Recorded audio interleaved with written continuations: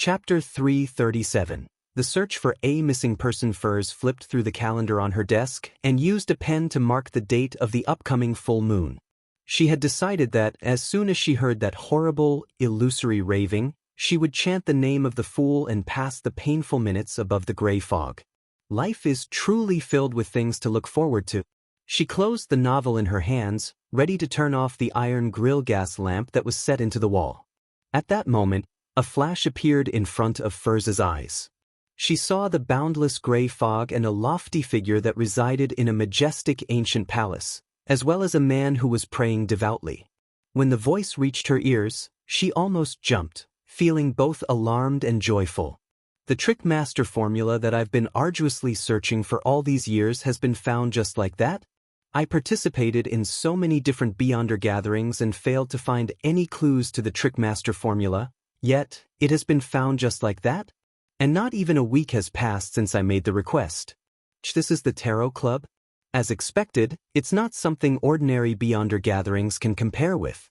Furs sighed with emotion and endured her excitement and joy as she cautiously responded, "Mr. Fool, is that formula authentic?" "Yes." The fool, who was sitting on the high-back chair and looking down, replied calmly. Furs suddenly clenched her fist and secretly pumped it by her waist twice. Almost without any hesitation she asked, "That was Mr. World, right? Please tell him that I will find what he needs as soon as possible." When the gray fog dissipated and everything was over, Furs remained stunned for 2 seconds. She couldn't suppress her excitement as she stood up to pace back and forth in her room. The sun's domain, items that are good at purification and exorcism. I encountered them only twice in the past. But they were bought by others. They might not be willing to offer them again. Yes, back at Mr. A's gathering, Zio had hired a devotee of the eternal blazing sun to perform a purification and exorcism ritual. He's at least sequence 7, and he should have the relevant items. Or perhaps he grasps key clues to them. I just wonder how much it'll cost. Although Mr. World promises to pay the difference, I might not be able to come up with the amount needed for the initial payment. Furs's thoughts gradually shifted to her financial situation. She now had £370 in cash, mainly earned from what Viscount Glaint had paid for the apothecary formula. She also had £510 in her bank account, which added up to nearly £900. As for something similar, it can go as high as £2,000, while the cheapest might cost from £500 to £600. Yet, it might not necessarily be the kind of item that Mr. World needs. What if I run into a suitable item but don't have enough money? Get a loan from the bank, or a loan from an usury with a higher interest rate. As long as all goes well, then when Mr. World pays the difference, my debt will easily be repaid. Maybe I could borrow from Miss Audrey for a few days. She usually never cares about money, so she will definitely not collect any interest. Furs quickly came up with a solution. Just then, Zio, who had gone to somewhere secluded at night to practice her combat skills, returned to their rented 2-bedroom apartment. Seeing that the lights were still on in her room, she knocked on the door and asked, "Are you pulling an all-nighter to write the beginning of your new book?" Furs, you seem really happy. Did the publisher increase your rates?" No. Furs was slightly taken aback before she forced a smile. "I just received a piece of information that's suspected to be a clue to the Trickmaster potion formula." "Really? Your waiting has finally paid off." Zio totally didn't notice Furs's hidden oddity. Seeing her good friend so happy for her, Furs couldn't help but sigh to herself. "I'm already a member of a secret organization. From that moment forth, I've taken on a fate that requires me to constantly hide and lie to my friends. Is this the price, one out of many, to be paid?" Saturday morning. Klein once again visited inventor Leopard at St. George Burroughs' Surd Street. Since the bicycle had yet to be patented, he only paid the last £20 and exhorted Leopard not to rush to talk about subsequent investments and partnerships until he had the patent. With regards to this, Leopard was very agreeable. He had been tricked twice before for the same reason. Before getting a patent, once the potential investors who he had made contact with had fully understood his product, he was kicked aside to watch as the potential investor bribed the patent office and acquired the patent first. After leaving Leopard's place, Klein arrived at Isengard Stanton's place in Hillston Borough at the appointed time. It was a dark and gloomy house. Today was the day that the rewards for the serial murder were going to be dispersed. Walking through the living room and into the activity room, Klein saw the two detectives he was more familiar with, Kaslana and Stewart, and sat down next to the latter. "Sherlock, how much do you think we'll get this time?" "It should be no less than protecting Adel." "Of course, I didn't do much, so what I can receive will be limited. Emperor Roselle once said, 'The more plowing and weeding, the better the crop.'" Stewart clenched his fist and held it to his bearded chin. Klein guessed with interest.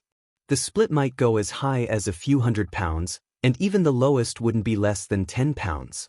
"And I'm the one that will get the higher end of the split."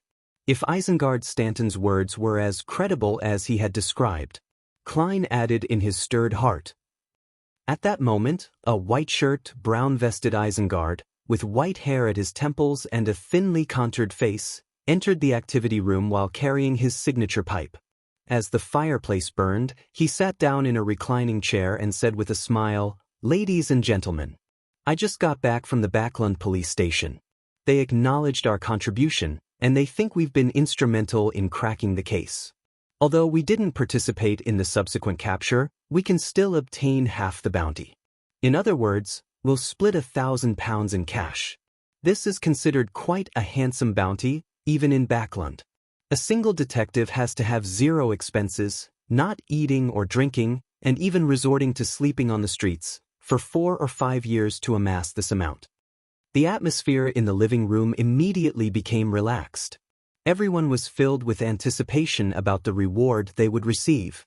Even Klein was no exception as he guessed the amount Isengard would give him. "It should be at least £100, right?" he whispered silently. Isengard took a puff on his pipe, narrowed his eyes, and said in a satisfied tone, "Everyone, thank you for your trust in me. I will now do the splitting." The biggest contributor this time was Detective Sherlock Moriarty.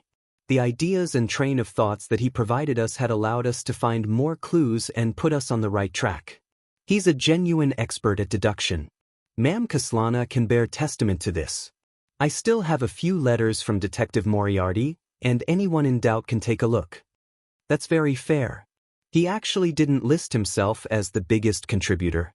Klein turned to the great detective, Isengard Stanton, and viewed him in a different light. It's no wonder that he has such authority in the detective circle. Seeing that there were no objections, Isengard nodded and said, "I declare that Detective Sherlock Moriarty will be awarded £300. Immediately, the detectives in the activity room broke out into whispers. From time to time they looked up at Klein, as if they finally recognized this brilliant detective whom Mr. Stanton had praised as an expert at deduction. What a generous man, a just man. Klein grinned and ultimately didn't act modestly. In second place were Isengard himself and Kaslana, who each received £160, while the rest of the detectives split the remaining £380 depending on their respective contributions. Even the lowest received £15, equivalent to 3 or 4 weeks of their usual earnings. This was the benefit of handling a major case with a high bounty. Stewart, who had received £40, was very pleased because he felt that he had only done 2 days of observation. Furthermore, the subject he observed ended up not being the final confirmed suspect. Of course, he also had to pay a portion of the £40. All informants and helpers involved in the matter had to be paid. After distributing the bounty, Stewart suddenly remembered something. He took out a piece of paper from his pocket and said to Klein, "Sherlock, I've recently accepted a missing person assignment that pays a lot. Try using your resources and help me pay attention to it. If the person is found, I won't forget your share." "Sure, no problem," Klein replied indifferently. Stewart handed over the piece of paper and said, "It's this man. He's been missing for nearly 2 weeks. As he's involved in some improper conduct or might even border on committing a crime, the client doesn't wish for us to seek the police's help." Klein nodded slightly and unfolded the paper. He saw a black and white photo that was made through lithography. It was a man with hair that was combed back in a slanted fashion, and there was a certain elegance in his propriety. He was about 27 or 28 years old. He had a handsome appearance, but there was an undisguised air of arrogance between his eyes. His nose was high and his lips were thin. Right, his name is, Stewart recalled and said, Emlyn White. Emlyn White. Klein suddenly turned his head to look at Stewart. Ah. Isn't that the name of the vampire who's imprisoned in the basement by Father Yutravsky? In Duke Negan's mansion, Audrey, who had been invited to a tea party, was listening to her mother and Duchess Della chatting about nobility matters with a slightly bored expression on her face. Her eyes swept across the three-layered rack, the uniquely styled muffins, cake, and other delicious tidbits. She felt that she had been indulging herself recently, so she lightly picked up her cup and sipped the black tea. After a while, she got up apologetically and, accompanied by the maid, went to the bathroom.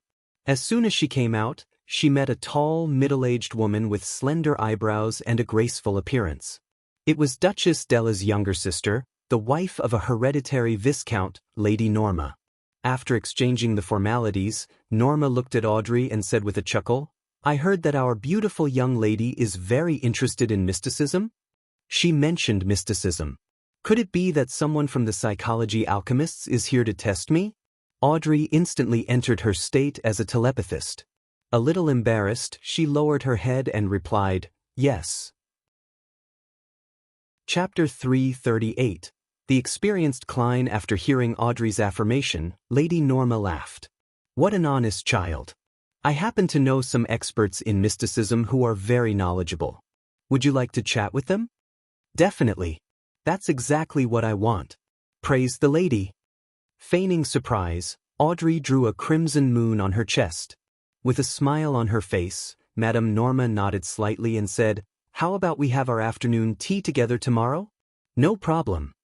Audrey's excited eyes held a little innocence. After she bade Lady Norma farewell and headed for the living room, her smile gradually settled as her bearing turned composed and relaxed. The detailed changes in her body language, the color of her emotions, and the changes in her body of heart and mind that were reflected superficially, they all imply that she holds no ill intentions, but she was rather nervous. It seems like Lady Norma might really be a member of the psychology alchemists. She had been observing my expression and actions, but she couldn't adjust or hide her emotions. Maybe she's like Susie, a spectator, but unfortunately, she didn't know that the person in front of her is a telepathist. Audrey thought, feeling both perturbed and proud. She couldn't help but let her feet gracefully walk in a straight line with one foot taking the place of the other.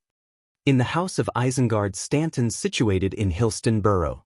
Klein's lips quivered a few times, but in the end he didn't ask Stewart who his employer was or what he looked like. He decided not to get involved in matters involving Emlyn White as best as he could.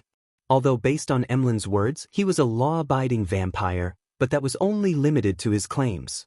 There were still too many gaps about his earlier life for Klein to be sure that he had not harmed the innocent. As a result, he lacked the motivation to seek out Father Yutravsky to save Emlyn.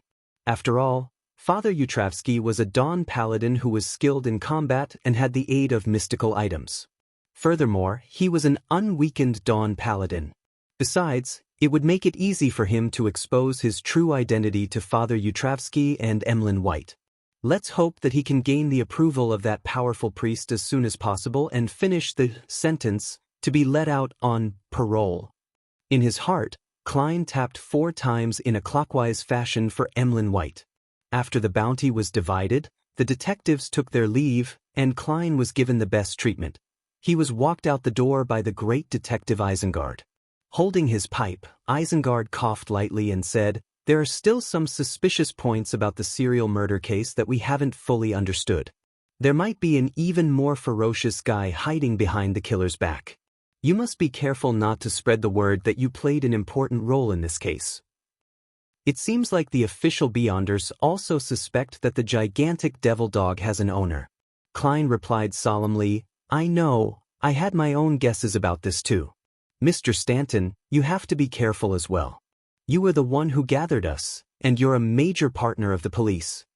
Isengard put the pipe into his mouth, then he took it out and said, "Sherlock, I guess I'll call you Sherlock.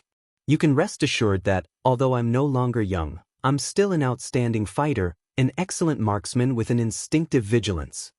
Furthermore, you have a high probability of being a beyonder not from the low sequences. I just wonder which pathway you belong to. Klein thought for a moment and said, Mr. Stanton, you don't seem to be a native from Backland? Your accent is closer to that of Civilaus. Yes, just like your mid-seashore accent, Isengard admitted frankly. The two detectives smiled at each other as an acknowledgement of the other's observational ability. Klein returned to 15 Minsk Street before nightfall. Well, I now have 1,224 pounds in notes, plus 5 gold coins, and a small amount of change. This is quite a considerable amount compared to how much I had when I first came to Backland. However, Sequence 6 Beyonder ingredients will cost at least 1,500 a pop. Sometimes, because they're scarce and rare, the price might even increase several-fold. And Beyonders who can obtain such items usually aren't low in sequence. They wouldn't misjudge its value and sell it at a low price. It's quite impossible to pick it up at bargain prices. Although the lady with the artisan behind her is very eager for the Dark Emperor potion formulas, she has to consider the progress of her advancement. For her to only be at Sequence 9, it's quite impossible for her to spend a large amount of money to buy the formulas up to Sequence 6 in advance, unless she's filthy rich.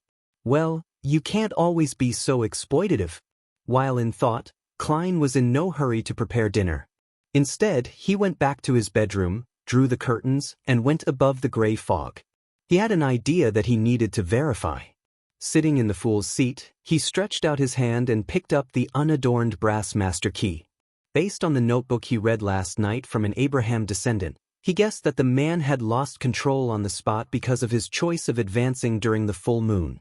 Therefore, the curse-like ability of the master key, which can make people go lost only to find themselves in bad spots, has a high probability of being contaminated by Mr. Door's illusory ravings, other than the resentment and indignation in the Beyonder characteristic. So, what sort of changes will it undergo when the moon is full?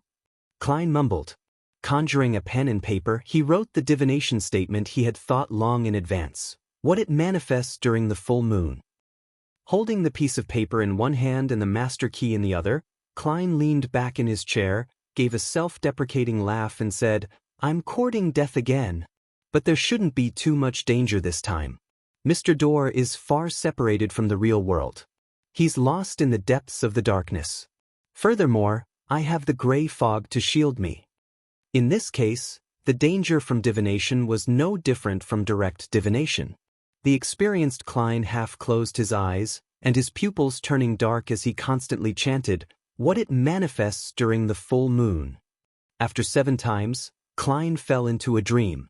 In that gray, detached, illusory world, he once again saw the basement where the Abraham descendant had died.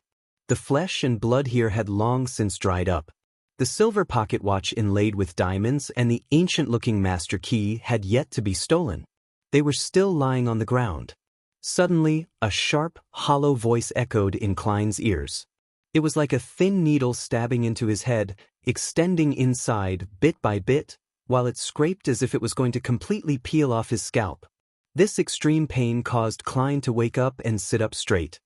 He looked at the blue veins protruding on the back before they quickly restored to normal. It's much more manageable than spying on the eternal blazing sun or secretly listening to the true creator's angry roars.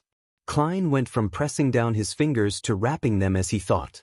Of course, if this were the outside world, he believed that he absolutely wouldn't have had such a reaction. If Miss Magician had always been listening to such pleas, she would have long lost control. From the looks of it, due to the resulting curse, the master key makes the voice even clearer. That's not right. Father Yutravsky has likely survived the night of the blood moon with the master key in hand. He clearly wasn't affected. Perhaps he had stored the master key in his bedroom and stayed in the hall outside for confession. As long as one makes contact with the master key, they will hear the pleas during the full moon? Phew. Before becoming a high-sequence beyonder, I wouldn't dare listen to it in the real world. What I heard just now seemed to be requesting assistance in ancient Hermes. Klein carefully recalled and confirmed what he had heard. With regards to this, the only thing he could do was twitch the corner of his mouth. He didn't know whether to laugh or cry. This is really a death-styled plea in the true meaning of the phrase. It's a pity. If only we could make those people from the Rose School of Thought hear Mr. Doerr's plea for help on the night of the full moon. With their already cold, warped personalities, they would definitely explode one after the other. After carefully considering if there was any way to achieve this goal, Klein returned to the real world, and according to his plan, he enjoyed dinner, changed his clothes, and left the house. He made 2 transfers and arrived outside the Bravehearts bar. He only circled it once without ordering any alcohol before leaving. While doing so, he noticed that Casper's was back again. After walking a block, Klein specially got on a rental carriage and made the driver head to Sherwood Borough. An illusory figure appeared in front of him just as the horse moved forward. It was Miss Sharon, wearing a long black regal dress. "Are you done with your preparations?" Sharon asked coldly. The soft black cap on her head was firmly pressed against her light blonde hair. Coupled with her pale face, her exquisite facial features gave her the beauty of a doll. Klein answered frankly, "Not yet. I'm still waiting for an item." Sharon said with unperturbed blue eyes, "I've prepared a mystical item." "That's why you took the mission of being a 3-day bodyguard for £1,000? Back then the item caught your eyes but you lacked the money?" Klein smiled in enlightenment. "Don't be anxious. The more prepared we are, the greater the chance of success. Furthermore, I can usually use a mystical item from the Sun domain to make up for my shortcomings." Klein added in his heart. Seeing that Sharon had stopped talking, he said, "I came here today to get you guys to help me in an experiment." "What is it?" Sharon asked simply. Klein said with a serious and trustworthy expression, "According to Merrick's description, I think your curses are different. During the full moon, he has to endure the crazy desire for bloodlust which makes him unable to fight. As for you, you would enter a weakened state if you do not absorb the souls of humans. Is that right?" Sharon listened quietly and nodded. "Yes. I don't have any solution to your problem at the moment, but I think it's still possible to suppress Merrick's problem temporarily. For example, taking appropriate medicine and letting him be in a state where he doesn't have any emotions. That way, during that time, he won't be in pain, and he will be able to participate in the battle." Klein expressed his thoughts. Sharon shook her head and said, "It doesn't work. Such medicine is no longer effective against him." "No longer? In other words, it had worked before?" Klein thoughtfully asked, "Why?" "He had injected too much in the past. Even if he changed types, it'll only be effective for the first 3 to 4 times. We're unable to find any new types," Sharon said, suddenly turning silent, as though remembering something. Hearing her words, Klein immediately smiled. "I have a different kind of sedative here, from that apothecary." Seeing that Sharon didn't say that this sedative was ineffective, he clasped his hands and continued, "I'll give you one and let Merrick try it during the full moon. It's going to be a full moon tomorrow night. If it's effective, let him drink 2 or even 3 in one go before the battle. As for whether he would develop a resistance to the same medicine in the future, that's not something that needs to be considered right now." Klein thought calmly. Chapter 339. Psychiatrist Sharon took the sedative that was stored in a glass tube, looked at the liquid that looked pure, and lightly nodded. "All right." As expected of someone who doesn't waste her breath. Klein smiled and said, "Miss Sharon, can you tell me the candidate locations for the battleground that you've decided on? I wish to familiarize myself with the surroundings in the next few days. This way, no matter where you ultimately choose, my preparations would be more than sufficient. And since they have the right to choose the location of the final battle, they won't worry about the possibility of me informing the authorities or any other Beyonder who might try to take advantage of the situation. Of course, if she really doesn't trust me, she could try another notarization." Klein thought quietly. Sharon stared at him for a few seconds with her blue eyes before saying, "Prepare a map of Backland when you're back. Leave it on the coffee table." "No problem. I hope that this cooperation will not only go smoothly but also be enjoyable." Klein habitually leaned forward to shake hands. Sharon lowered her head to take a look, and her figure gradually faded into the air.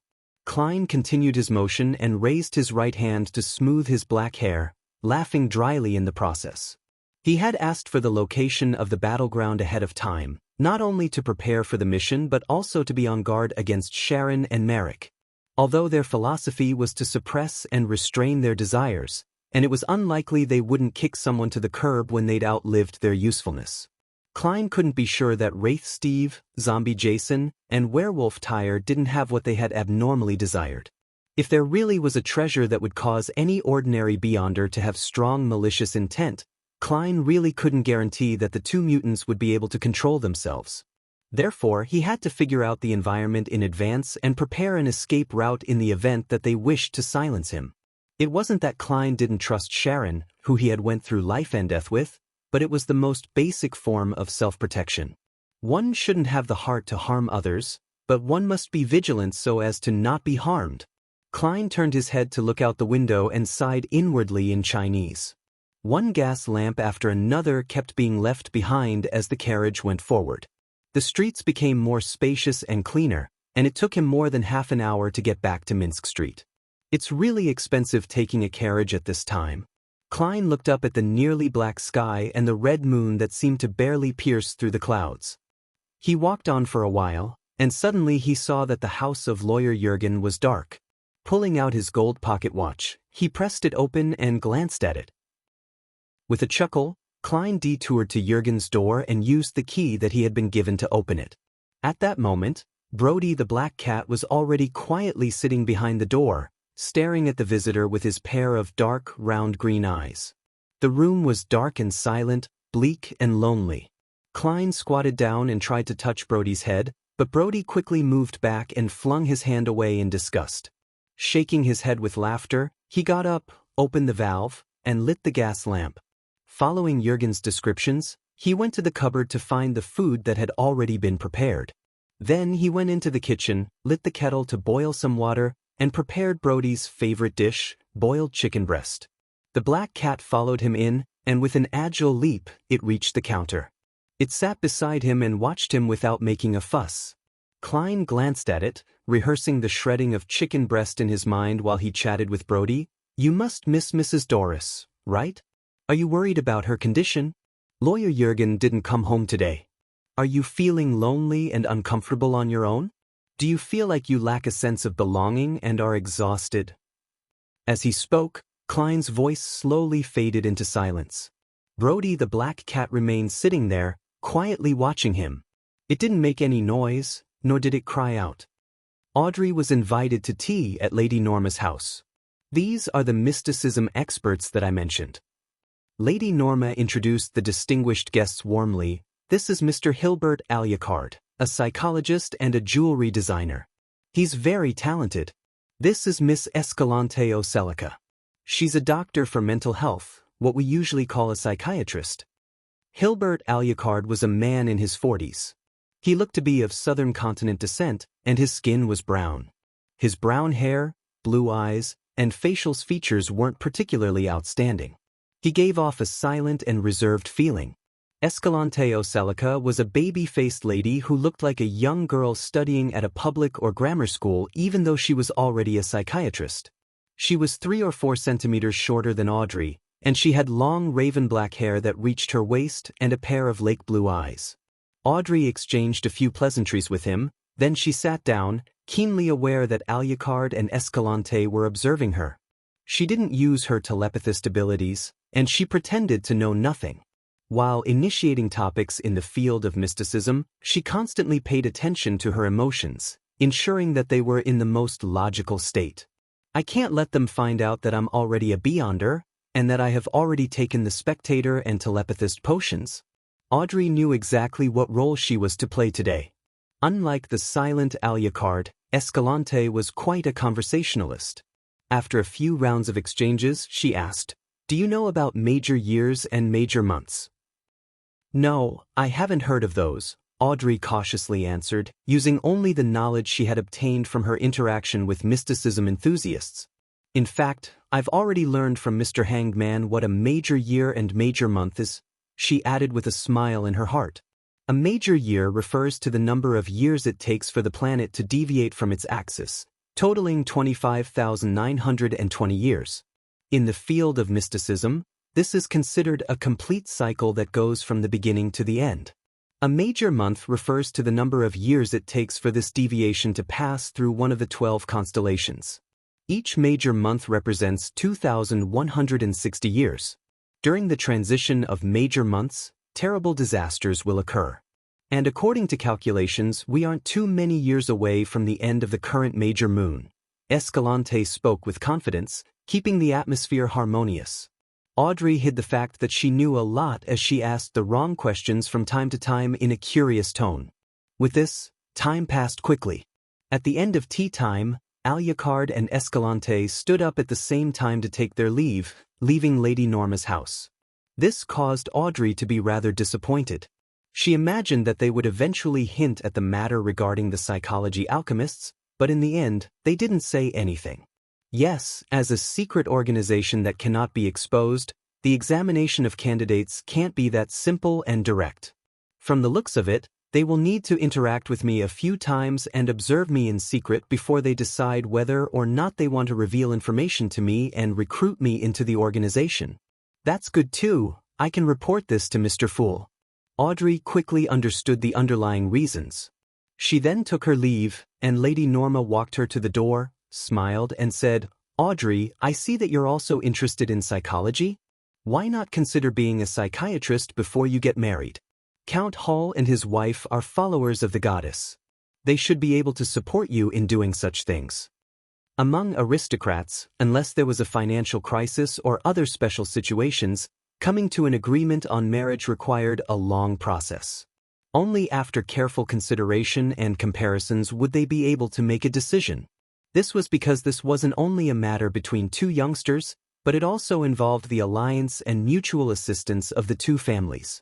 Therefore, although aristocratic women were able to officially enter social events under the direction of the Queen after the age of 18, proclaiming their adulthood and consideration for marriage, they often started a family after the age of 26 according to statistics. Similarly, the average age of a male aristocrat's entry into politics for the first time was 28. 5 years. In other words, Audrey would have about 8 years to do what she liked after she reached adulthood. The Church of the Evernight Goddess had always encouraged female believers to go out to work and engage in certain occupations. In the aristocratic circles, many young ladies and women became literary critics, musicians, pianists, painters, etc. Is this a test? Audrey smiled faintly and replied, "I will need to read more books in that case." Actually, she had always felt that it wasn't too safe for the members of the psychology alchemists to become psychologists or psychiatrists because the upper echelons of the official organizations, such as the Nighthawks and the mandated Punishers, likely knew of the acting method. Therefore, they would definitely pay more attention to this group of people. Lady Norma seemed pleased with her answer and nodded with a smile. Escalante and Alucard are both good teachers. Well, maybe I could consider asking Miss Escalante to be my home tutor on psychology. Audrey nodded obediently. When Klein got up on the early Sunday morning, he found that the map of Backland on the coffee table in the living room had been circled in several places, and they weren't too far apart. Therefore, he spent the rest of the morning carefully familiarizing himself with the surroundings, figuring out exactly where the buildings were located and where the nearest cathedral was. In the afternoon, having time to spare again, he went to the Quelag Club to practice his shooting and beyonder powers. As soon as he entered the hall, he saw the surgeon, Aaron Series, hobbling out slowly from the buffet cafeteria with a crutch. After greeting him, he asked out of concern, "How have you been lately, Aaron? Has your luck improved?" Aaron, who was born with a blank face, smiled sincerely. "At least I'm not that unlucky anymore. I followed your suggestion, went to the cathedral, and told the bishop about the matter. He told me to go directly to the confessional to pray to the goddess. I actually fell asleep while praying, but I felt like the goddess had bestowed me with a peaceful state. After that, my luck has been normal. Praise the lady." He drew a crimson moon on his chest. "According to my experience, it was likely a particular sequence 7 nightmare who caused you to fall into a deep sleep. Then, a Nighthawk who specializes in rituals quickly set up an altar, prayed to the goddess, and neutralized your misfortune." Klein smiled. "That's great. At that moment, Aaron looked at him and said, "Sherlock, I've always felt that you weren't very pious in your belief of the god of steam and machinery. Why don't you change your faith? Look at me, a perfect example. Put your faith in the goddess." Chapter 340. Past A. Aren't you making things difficult for me? Upon hearing Aaron's request, Klein almost drew the crimson moon on his chest, but he ultimately resisted the urge and replied very seriously, "Perhaps there's something about my behavior that has led you to misunderstand. But I have to tell you that faith is something that cannot be changed after it's decided upon." Aaron immediately raised his arms and made an apologetic gesture. "I'm sorry that I misunderstood your faithfulness. I shouldn't have taken your faith as a joke. All right, our differences in faith do not prevent us from becoming friends." Klein wiped away the fake expression he put on and smiled. "That's not true in Faysac and Fainapotter. They can only accept one faith.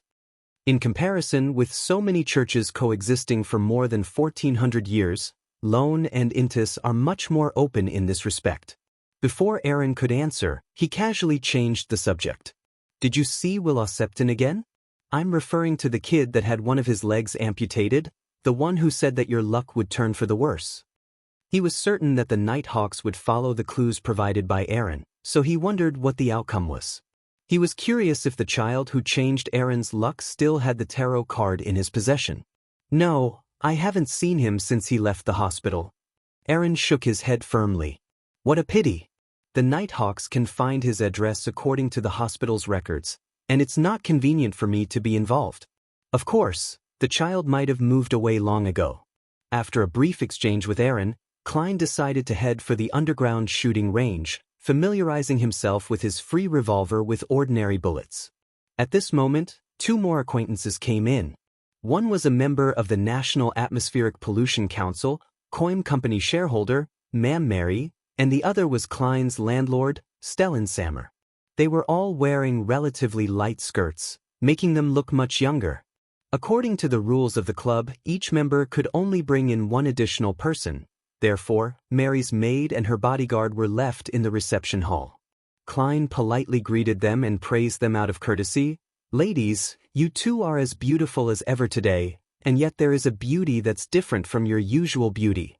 Having come into contact with a lot of important figures recently, Mary smiled and said, "Roselle said that exercise is a necessity of life, and Stellan is always at home, dealing with trivial matters. Even when she's out, she would be participating in parties and listening to operas. Her health is much worse than it used to be, so I brought her here to play tennis and squash." With her high cheekbones, she looked around and saw a member of the House of Commons and two other members of Parliament of the Greater Backland area. She then turned to Stellan and said, "I see someone I know. Excuse me while I head over to greet them. You can wait for me at the library." "All right." Compared to Mary, Stellan was clearly much prettier, but towards this lady, she seemed very respectful and docile. After Mary had gone some distance away, she slightly raised her chin, looked at Klein and asked, "Mr. Moriarty, you seem very busy these days?" "Yes, I was working with a lot of detectives to help the police investigate the serial murder case.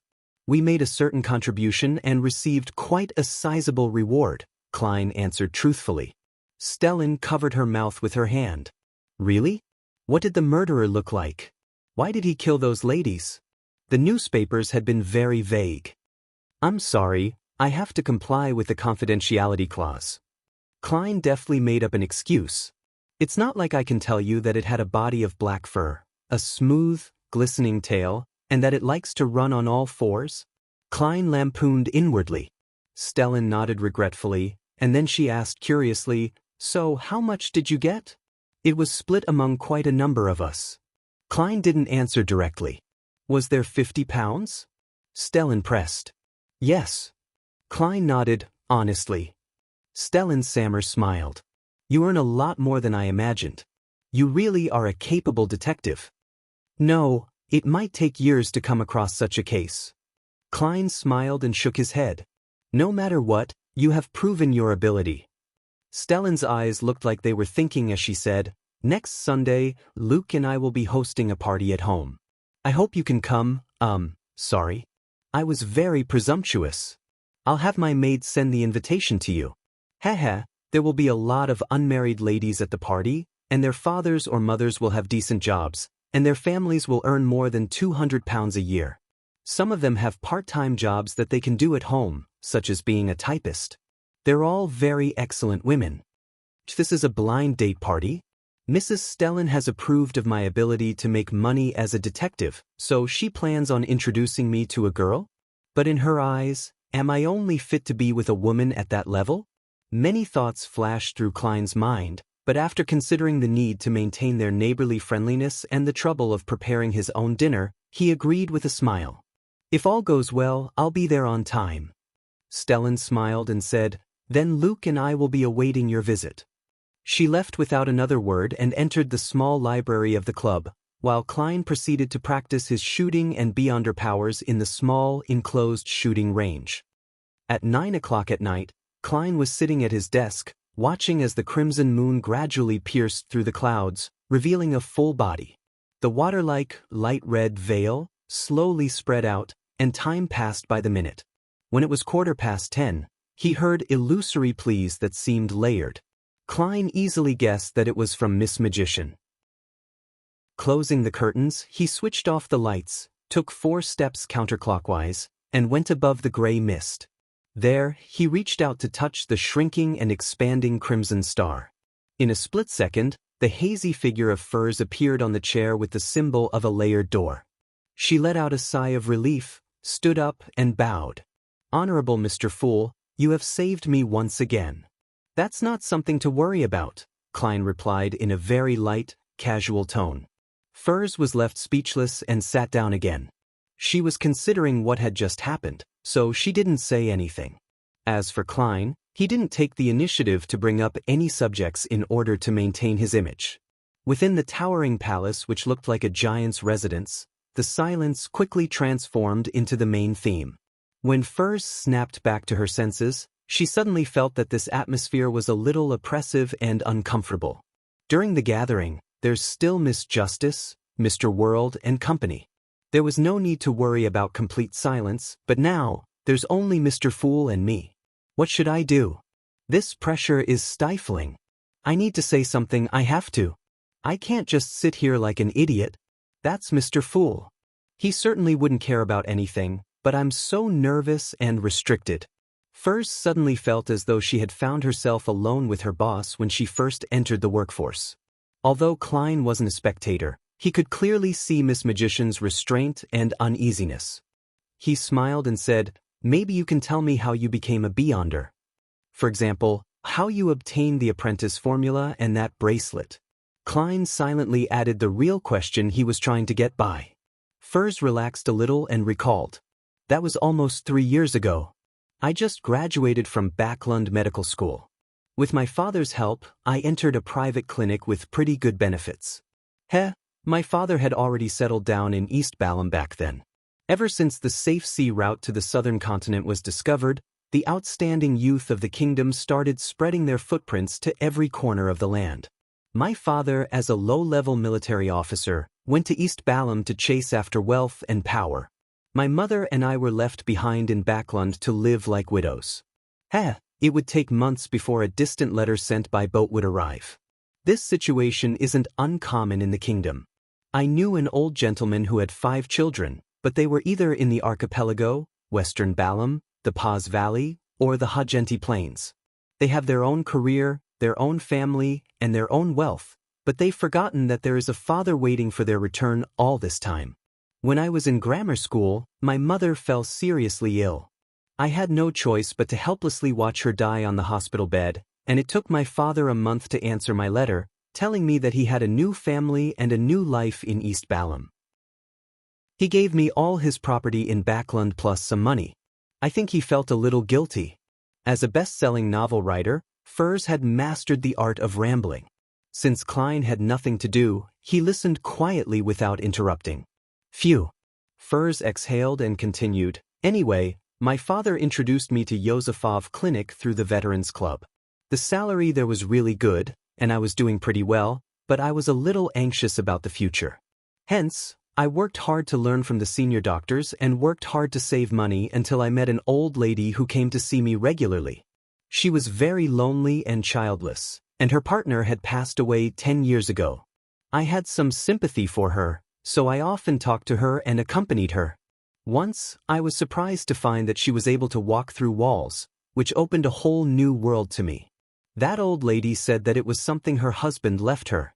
She vaguely mentioned that as long as one wasn't a member of some family, there was apparently no curse. Not long after, she was so ill that she was on the verge of passing away. She asked me if I wanted to become someone like her. I was very young then, and I still had a lot of fantasies in my head. I agreed without any hesitation. She gave me the formula and told me to watch her body after she died and take away the glowing object that would suddenly appear. And this was the thing she left me, which could be used as the main ingredient of a potion. Also, she gave me this bracelet, telling me not to use it unless I'm in absolute danger. She also told me not to pay too much attention to the ravings during the full moon. Unfortunately, I was ultimately unable to avoid danger. After using it once, the full moon's raving became worse. It seems like that was a widow of a particular Abraham. She had used her own experience to prove that the curse only existed in the bloodline. Klein nodded. Once you become a high-sequence beyonder, the ravings wouldn't have much of an effect on you. I hope so. Although she didn't believe she could become a high-sequence beyonder, she believed in Mr. Fool. It was Monday again, and as soon as Klein got up, he went downstairs and saw an open sheet of paper on the coffee table in the living room. Effective. That's good. Klein immediately let out a sigh of relief. At 15 minutes to 3 in the afternoon, he promptly went above the gray fog to prepare for the new Tarot Club gathering. Chapter 341. Private communication. The sight of the towering stone pillars that supported a high dome and the mottled and ancient long table that appeared to have been placed there since hundreds, if not more than 1,000 years ago, entered the eyes. Although Audrey Hall had seen this scene many times, she would still feel a kind of shock that came from the bottom of her heart the moment she arrived above the gray fog. Out of the corner of her eye, she scanned the surroundings and didn't see any new members. She then looked up and bowed to the person in the thick gray fog. "Good afternoon, Mr. Fool." As she spoke, she suddenly saw a card covered with a complicated pattern on the table to the right of the Fool. It was lying there quietly, casually, like an ordinary object. Is that the card of blasphemy? A card of blasphemy that hides one of the paths of the divine. Audrey immediately understood. After the Fool nodded in response, she subconsciously glanced at the Hanged Man, the Sun, and the Magician, and she found that they had also noticed the card that didn't exist in the past. However, their eyes and actions revealed their doubts and astonishment, as well as their inevitable conjectures. After all, a card that could be placed by the mysterious and lofty Mr. Fool was definitely not an ordinary item. Well, Mr. World's reaction is a little odd. He's not even looking there. Is he able to hide his thoughts so well? Is he really the nemesis of a spectator and telepathist? Audrey quickly decided that, other than Mr. Fool, the card of blasphemy was known only to herself. This made her feel quite proud. It was a feeling like sharing a secret with her parents when she was young while she kept her 2 elder brothers in the dark. That's a card of blasphemy created by Emperor Roselle, a treasure that countless beyonders in the mysterious world dream of. Audrey took the initiative to raise her hand after the Magician, the Sun, and the others did their greetings. "Honorable Mr. Fool, I have something I would like to report to you alone." Alone? Alger frowned slightly as he subconsciously tried to guess at the content but was without any clue. Derek and the others were also curious, but they didn't think too much about it. Klein nodded slightly and said, "Sure." Frankly, he had no idea what Miss Justice was going to report to him. After waiting 2 seconds, he blocked off the senses of the rest of the members and gestured to Justice. Audrey sat with a dignified posture and said with a sincere attitude, "Mr. Fool, as I had asked to purchase the spectator formula at a Beyonder gathering, there has been 2 suspected members of the psychology alchemists who came into contact with me recently through certain nobles.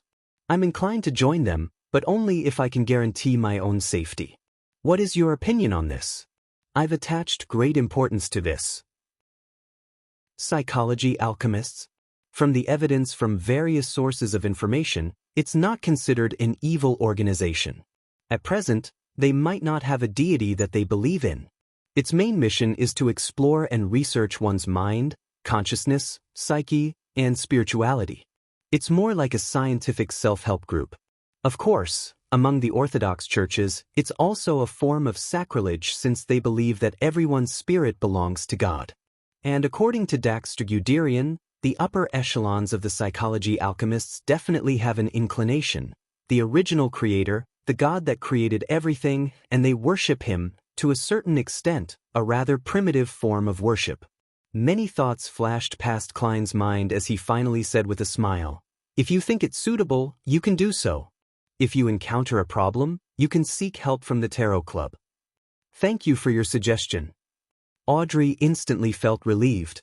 Klein thought for a moment and added using a calm and leisurely tone, "Inside the psychology alchemists, there are people planted by the churches, such as informants of the mandated punishers and nighthawks. You have to know how to hide and conceal yourself. Mr. Fool is so nice to remind me to be careful." Audrey slightly bent her eyes and replied with a shallow smile, "In the future, there will also be an informant from the Tarot Club inside the psychology alchemists." "Miss Justice, you haven't even joined, and you're already thinking of betraying them." Klein silently drew an invisible crimson moon for the psychology alchemists. After reporting the matter of the psychology alchemists, Audrey wasn't in a hurry to end the conversation. Instead, she said, "Mr. Fool, I've memorized another 2 pages of Roselle's diary." That was also why she had asked to speak to him in private. If she had conjured Roselle's diary and given it to Mr. Fool under the witness of the magician, Furs, she could imagine that at the end of the gathering, Furs would immediately come to her and borrow those Roselle's notes she had bought in the past.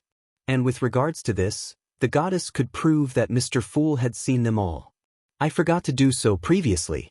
One of these 2 days, I'll find an opportunity to tell Furs that the Roselle notes I bought were torn apart by Susie. Yes, torn apart, into pieces that cannot be restored." "I'm sorry, Susie?" Audrey repented in her heart. "Very good." Klein knocked gratefully on the edge of the long bronze table to help Miss Justice conjure the diary pages.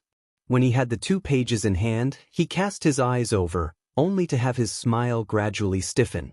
The first line of the journal read, "March 6th. Damn it, I'm almost constipated from eating the food here.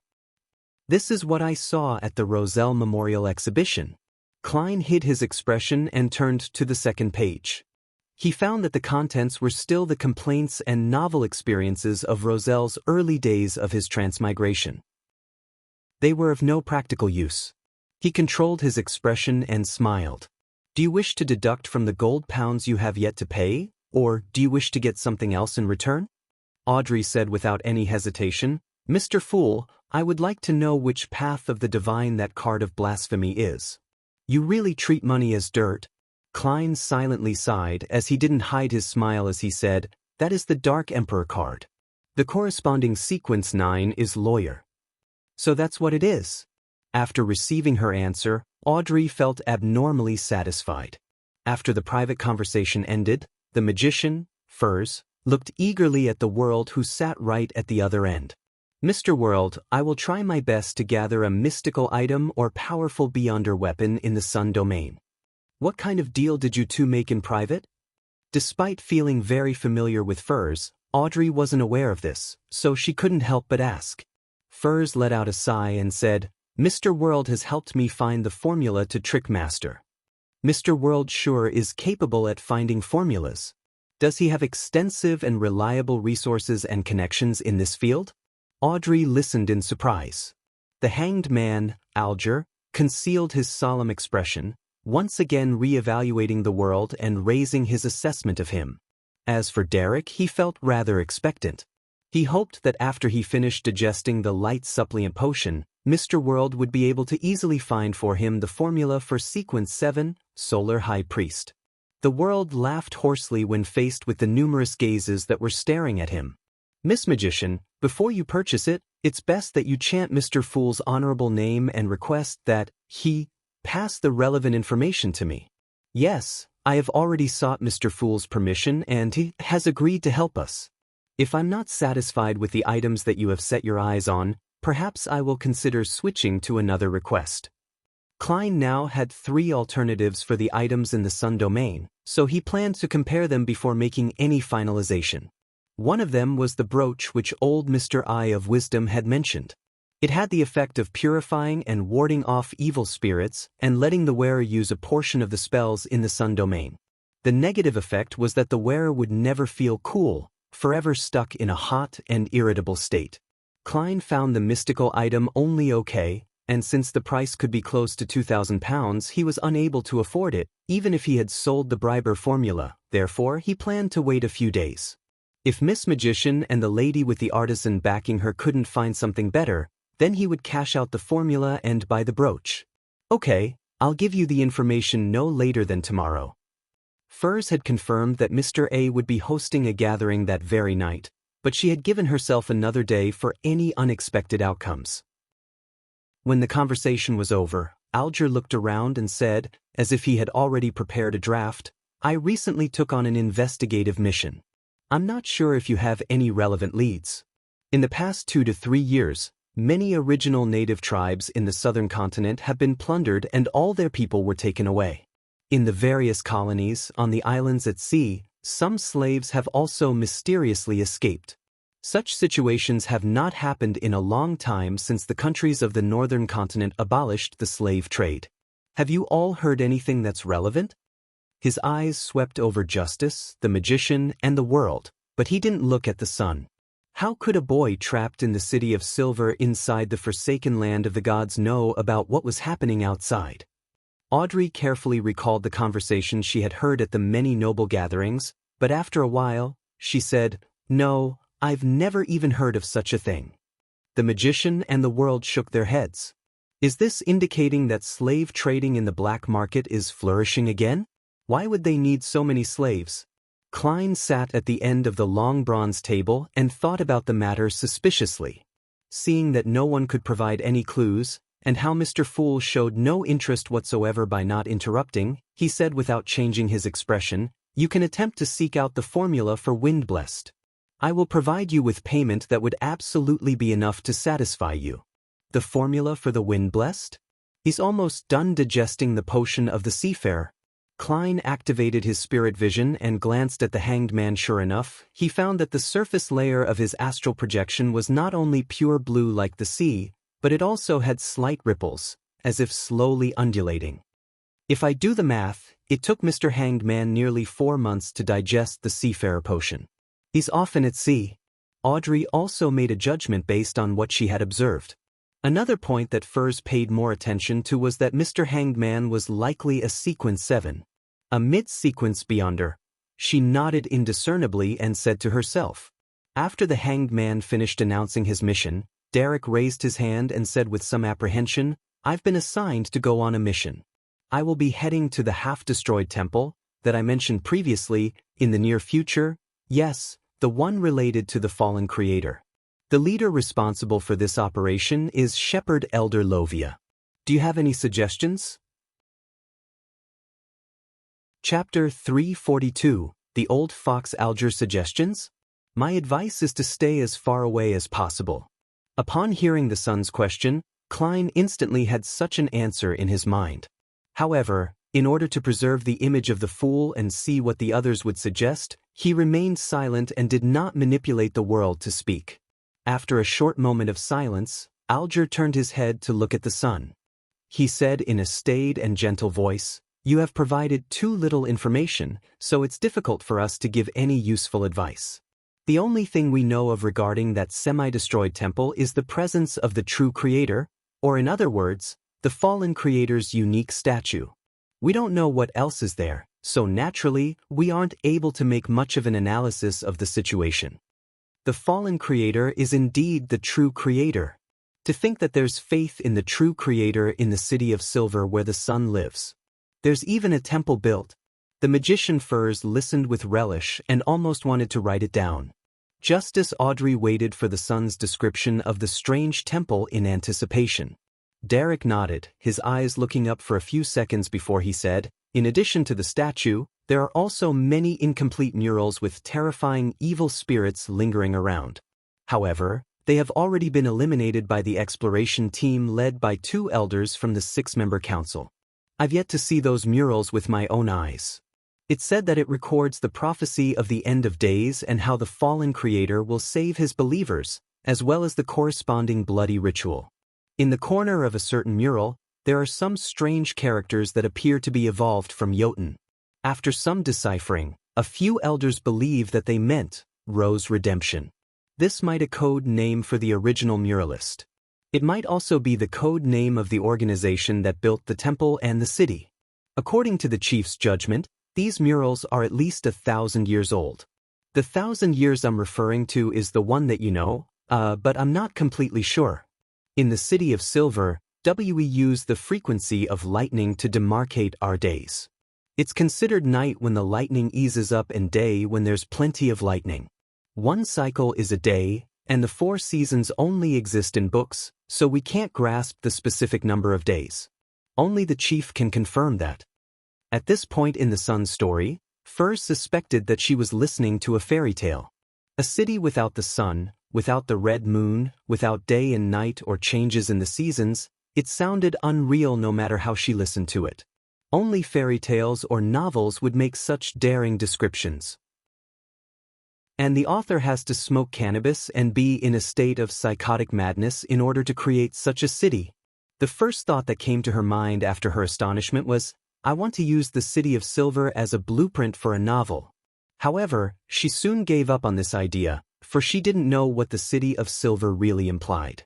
She wasn't sure if it was a secret that was collectively concealed by the 7 churches, and she was afraid that as soon as the book was published she, as the author, would have the Nighthawks knocking on her door, claiming to collect the copper pennies in her gas meter. So that's the kind of environment which the City of Silver has. The sun also often mentions of monsters lurking deep in the darkness. Unfortunately, I'm only at sequence 8. Otherwise, I would really like to ask Mr. Fool to send me there for an adventure. No, Audrey, you are no longer an innocent girl. You should be aware of how much danger is involved in this matter. Just as Audrey switched between letting her thoughts run wild while also engaging in self-reflection. At least 1,000 years? The Aurora Order hasn't been in existence for more than 3 centuries. It might not even be 2 centuries old. It's unlikely to be built by them. Perhaps the true creator's faith had begun as early as the 5th epoch or even the 4th epoch. However, the organization that revered him wasn't the Aurora Order. In the next 1 to 2,000 years, the 7 Orthodox churches have been repressing it, causing the true creator's believers to be in a crisis. The churches have destroyed them again and again, and finally, they had resurrected themselves as the Aurora Order? Klein, who had some guesses, made his seating posture and state appear unchanged. Derek paused for 2 seconds and continued, a preliminary cleanup of the terrifying monsters in the city ruins and the half-destroyed temple has been done. Our mission this time is to explore the underground parts of the temple. Do you have any suggestions? With your understanding of the fallen creator, what should I pay attention to? My suggestion? Alger said without almost any hesitation, my advice is absolutely not to go. The fallen creator is a true evil god. Even if this temple has been destroyed, it might still contain abnormal danger which cannot be easily detected. If the one leading your team is one of the other elders of the 6-member council, then there's nothing wrong if you insist on going. It will just be risky. But you just mentioned that the person in charge of this matter is Shepherd Lovia, and the true creator is the deity standing at the peak of this beyonder pathway. Therefore, absolutely do not go, Alger added. Your suggestion is the same as mine, but it doesn't require the sun to describe the half-destroyed temple. You could have come up with this conclusion with the conditions at the beginning. I understand. Mr. Hanged Man, you were doing it on purpose. This way, you got a rough idea of the state of the temple without paying anything. You're really just bullying a little kid. Sitting at the end of the table, Klein leisurely reached out his hand to support his forehead. The sun was silent for a few seconds, and seemingly having been put in a tough spot, he said, but the mission is compulsory. The Hanged Man chuckled and said, nothing is necessary. Will you still be participating in patrols before this mission? Find an opportunity and deliberately let the monsters injure you. As for how serious it should be, you can reference the past cases in the City of Silver. At this moment, Audrey read a message from Sun's eyes and movements. That actually works? After a brief period of surprise and confusion, Derek frowned and said, "But I don't have any patrolling missions in the near future," Alger sneered. "You can always pretend to be on the brink of losing control. No, to be precise, you can push yourself to the brink of losing control. Under such a situation, I believe the higher-ups of the City of Silver would definitely not bring dangerous baggage with them on the exploratory mission, right? There is a trick. As long as you keep your spirituality in an empty state for 2 days, you will begin to hear auditory hallucinations and show signs of losing control. If you stop suppressing yourself, then your situation will improve in a week, and you wouldn't really lose control. Of course, your City of Silver definitely has some solutions and contingencies to cure those who show signs of losing control. Your recovery would definitely be quick, so you need to time yourself perfectly. It's best if you start doing so 2 to 3 days before you set off." Derek was stunned for quite a while before he muttered to himself, "Yes, those who show signs of losing control will be placed under control and be quarantined underground in the spire, where they will be treated with medicine, rituals, and mystical items. If the situation isn't too serious, then they only need to consume medicine." Sigh, an honest and good kid has been corrupted by an old fox just like that? "But, Mr. Hanged Man, how do you know of this trick of pushing yourself to the brink of losing control? If you use this trick often, losing control might really happen." Klein sighed in his heart. Audrey was dumbstruck when she heard this. She felt as though she'd been educated. Seeing that the son was still hesitating as though he didn't wish to lie to the City of Silver's elders, Alger slowly asked, "Do the other elders of the 6-member council know that the fallen creator controls the shepherd pathway?" "They don't." Derek shook his head honestly. Alger asked again, "Do you think it's possible that Shepherd Elder Lovia will do harm to the City of Silver?" Just answer yes or no. There's no need for any explanations. Derek finally couldn't lie to himself. Alger chuckled and said, "So, you are the only one who knows of this matter, but you haven't found a way to warn the other elders of the 6-member council, right?" "Yes." Derek's expression grew heavier. Alger changed his seating posture as he leaned back. "This mission carries immense risk. This is something you know. If you die in that half-destroyed temple, then who will be able to find a way to expose the strangeness of Shepherd Lovia? Who can save the City of Silver from this crisis? The fallen creator is a real evil god. You are not pretending to lose control or lying to others for your own personal interests. You are doing so to save the City of Silver. Comparing your honor to that which is more important?" Derek clenched his teeth and nodded solemnly. "I understand. Thank you, Mr. Hanged Man." Audrey and Furs suddenly had the urge to facepalm themselves. He really is an easily fooled child. However, that's good too. It prevents the Tarot Club from losing members in the near future. Klein sighed silently as he controlled the world to say, "I have a question to ask Mr. Sunday. This could involve a transaction. Therefore, I'm requesting a private exchange." Klein quickly switched back to himself and nodded indifferently. "Sure."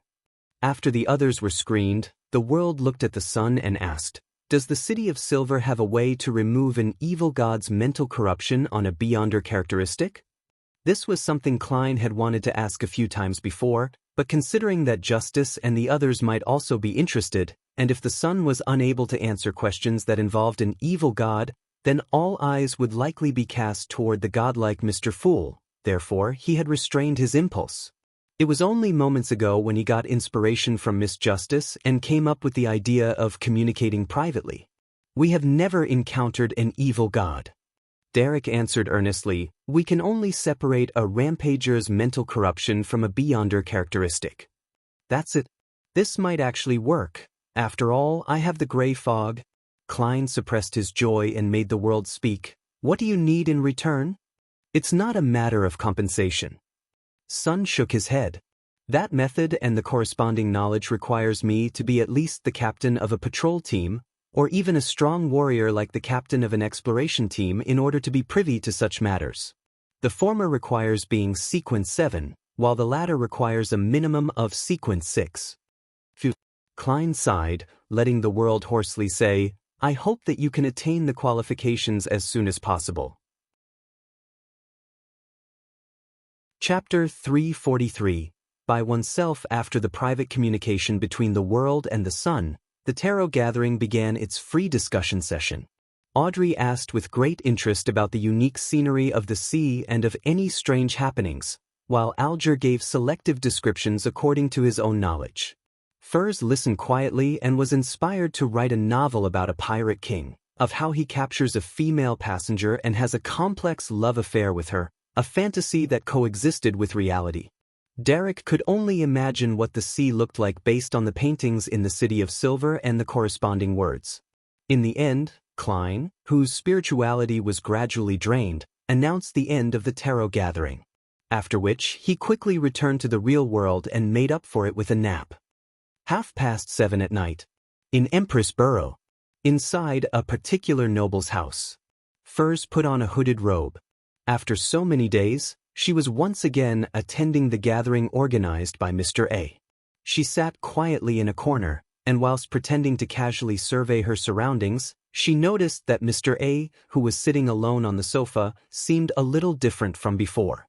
This wasn't a change in appearance or temperament, because the other party's face was completely hidden in the shadow of his hood, preventing her from making out anything. The difference she felt was an almost intuitive feeling. Mr. A is no longer as carefree and indifferent as before, with him always looking at everyone in a supercilious manner. The current him seems to be very repressed, like he's trying his best to control something.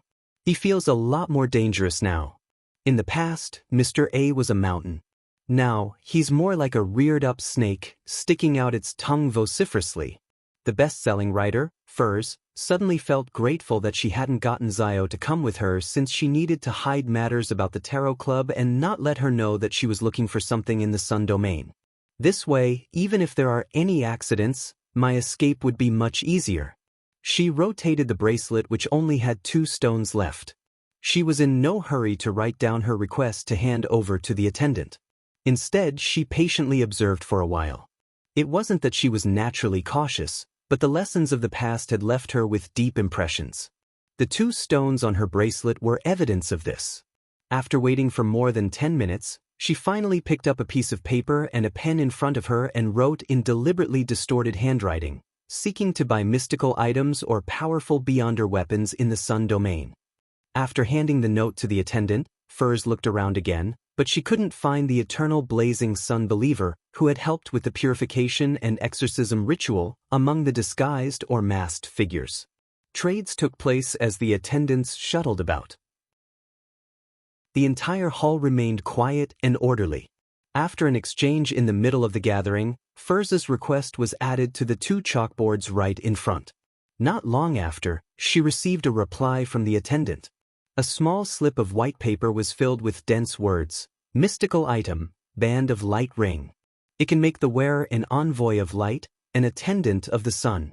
They will be immune to various diseases and wield sacred powers. The wearer can summon blinding light and use several spells in the Sun domain. It can purify all dead spirits in a 50-meter radius. It is the nemesis of such creatures. If the wearer is acknowledged by the ring, they will be enhanced, otherwise, they will be weakened.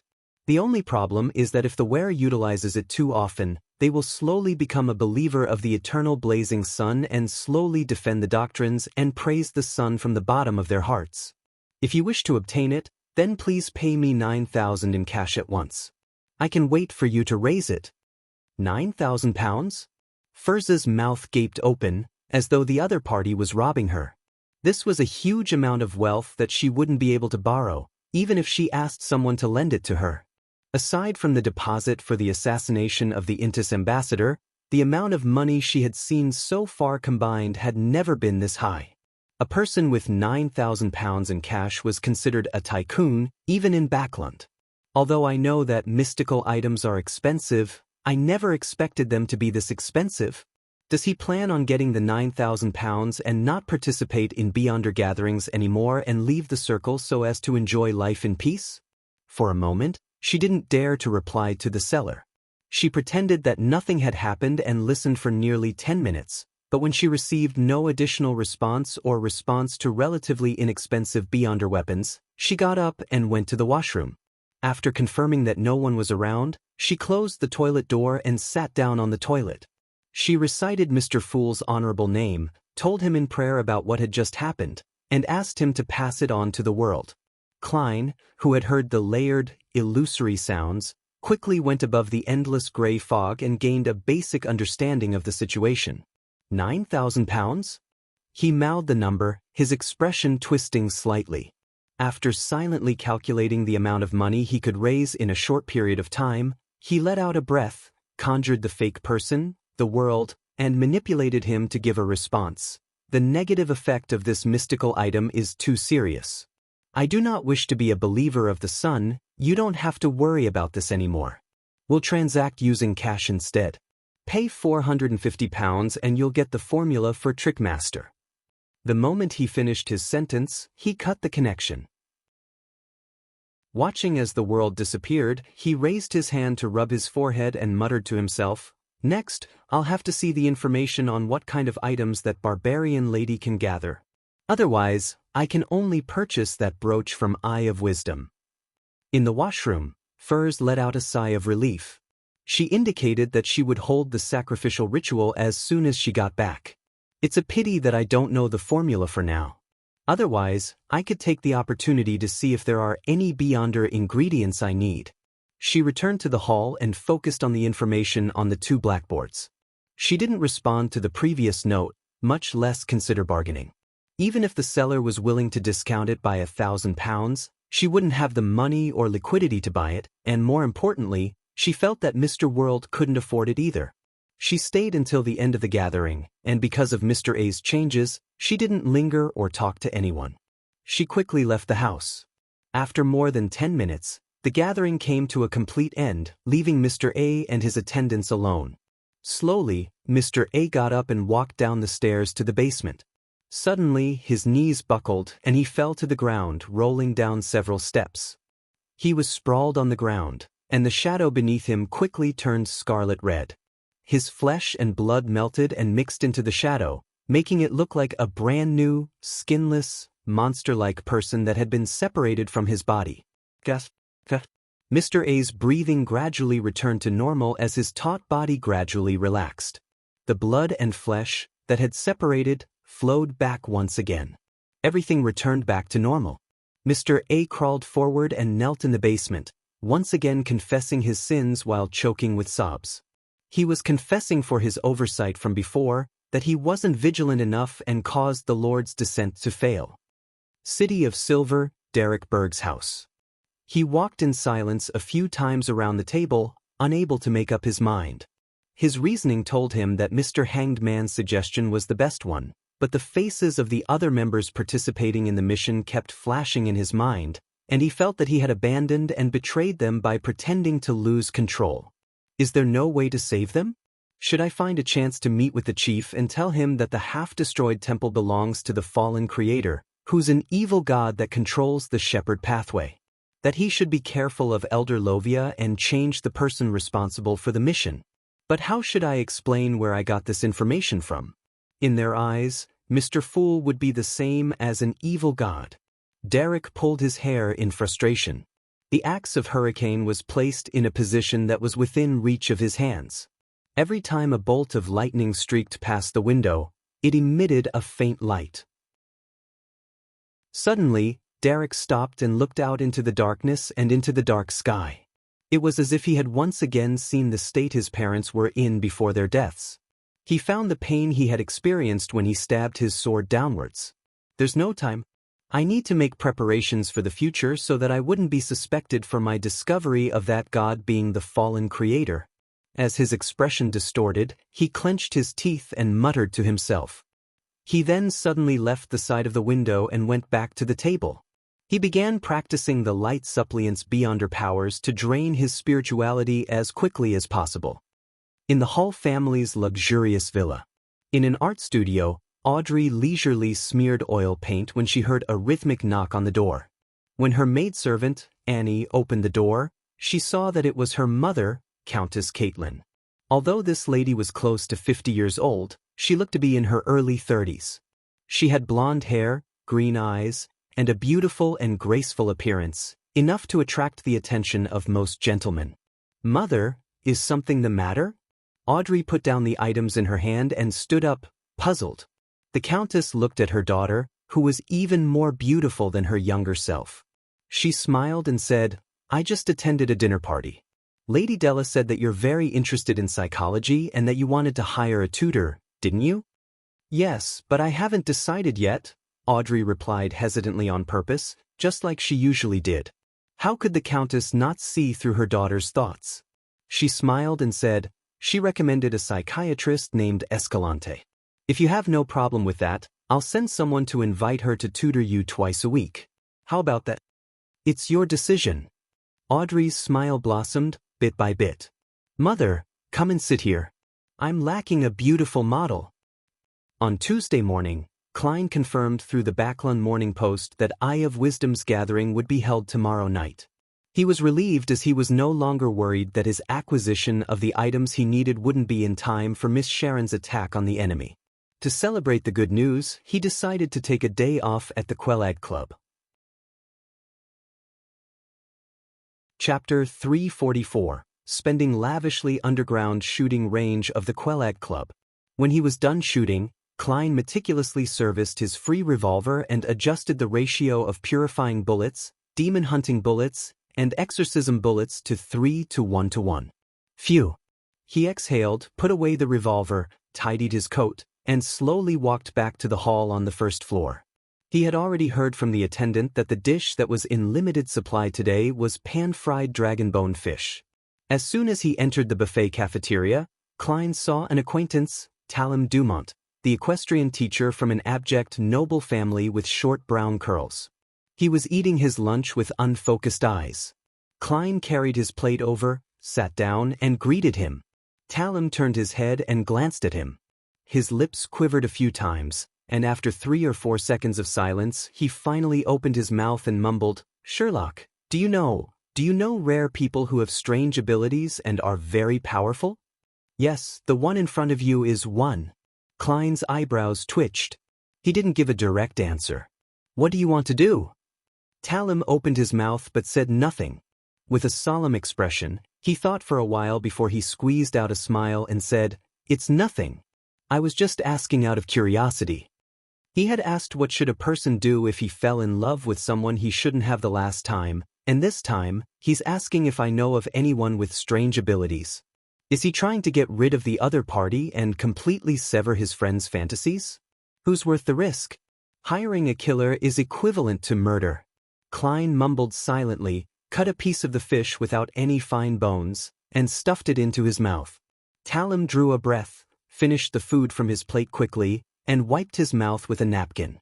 He seemed to return to normal as he said with a smile, "Mike wants to hire you for a few days to be his bodyguard." "Mike Joseph? The reporter from the Daily Observer?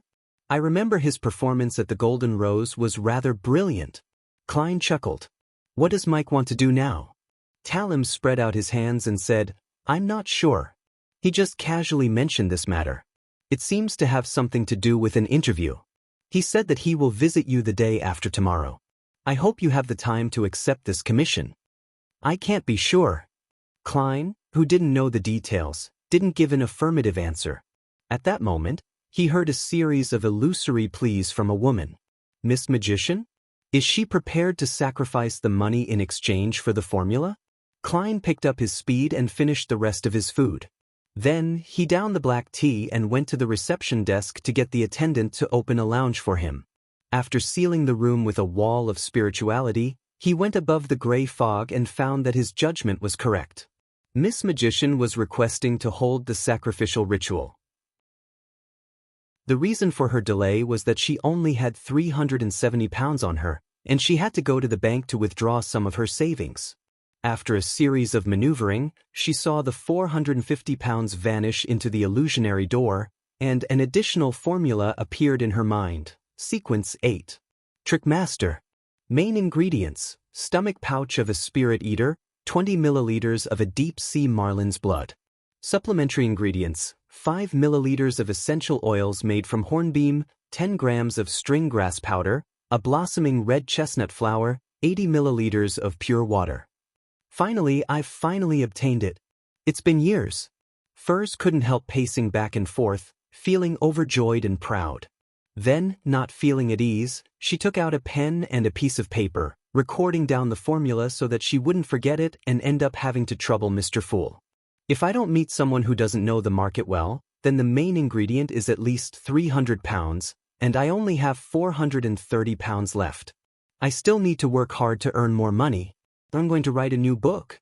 Furs suddenly felt that she was brimming with motivation. She was no longer the procrastinator she had been before. 5 minutes to 8 on a Wednesday evening, carrying all his savings, Klein entered the house where the gathering organized by Eye of Wisdom was held. He was wearing a black robe with the hood over his face and an iron mask. 1,674 pounds in cash and 5 gold coins. This is the new peak of my wealth. I wonder how much will remain after this gathering. Klein entered the living room and scanned the room with the help of the candle's flickering light. The apothecary didn't come. Is he caught up with something? Klein frowned slightly and sat in the same position as he did the previous time. After a few minutes, Eye of Wisdom clapped his hands and said, "Let's begin." Before he could finish his sentence, someone impatiently spoke up. It was the heavily shrouded lady who seemed to have an artisan backing her. She suppressed her voice and asked, "Is the friend who wanted to sell the Briber formula last time here?" "I'm here," Klein answered simply. The lady heaved a sigh of relief, pushed her iron mask down and said, "This time, there's a Beyonder weapon that you need. Of course, you can also choose cash." "What's the Beyonder weapon?" Klein suppressed the eagerness in his heart.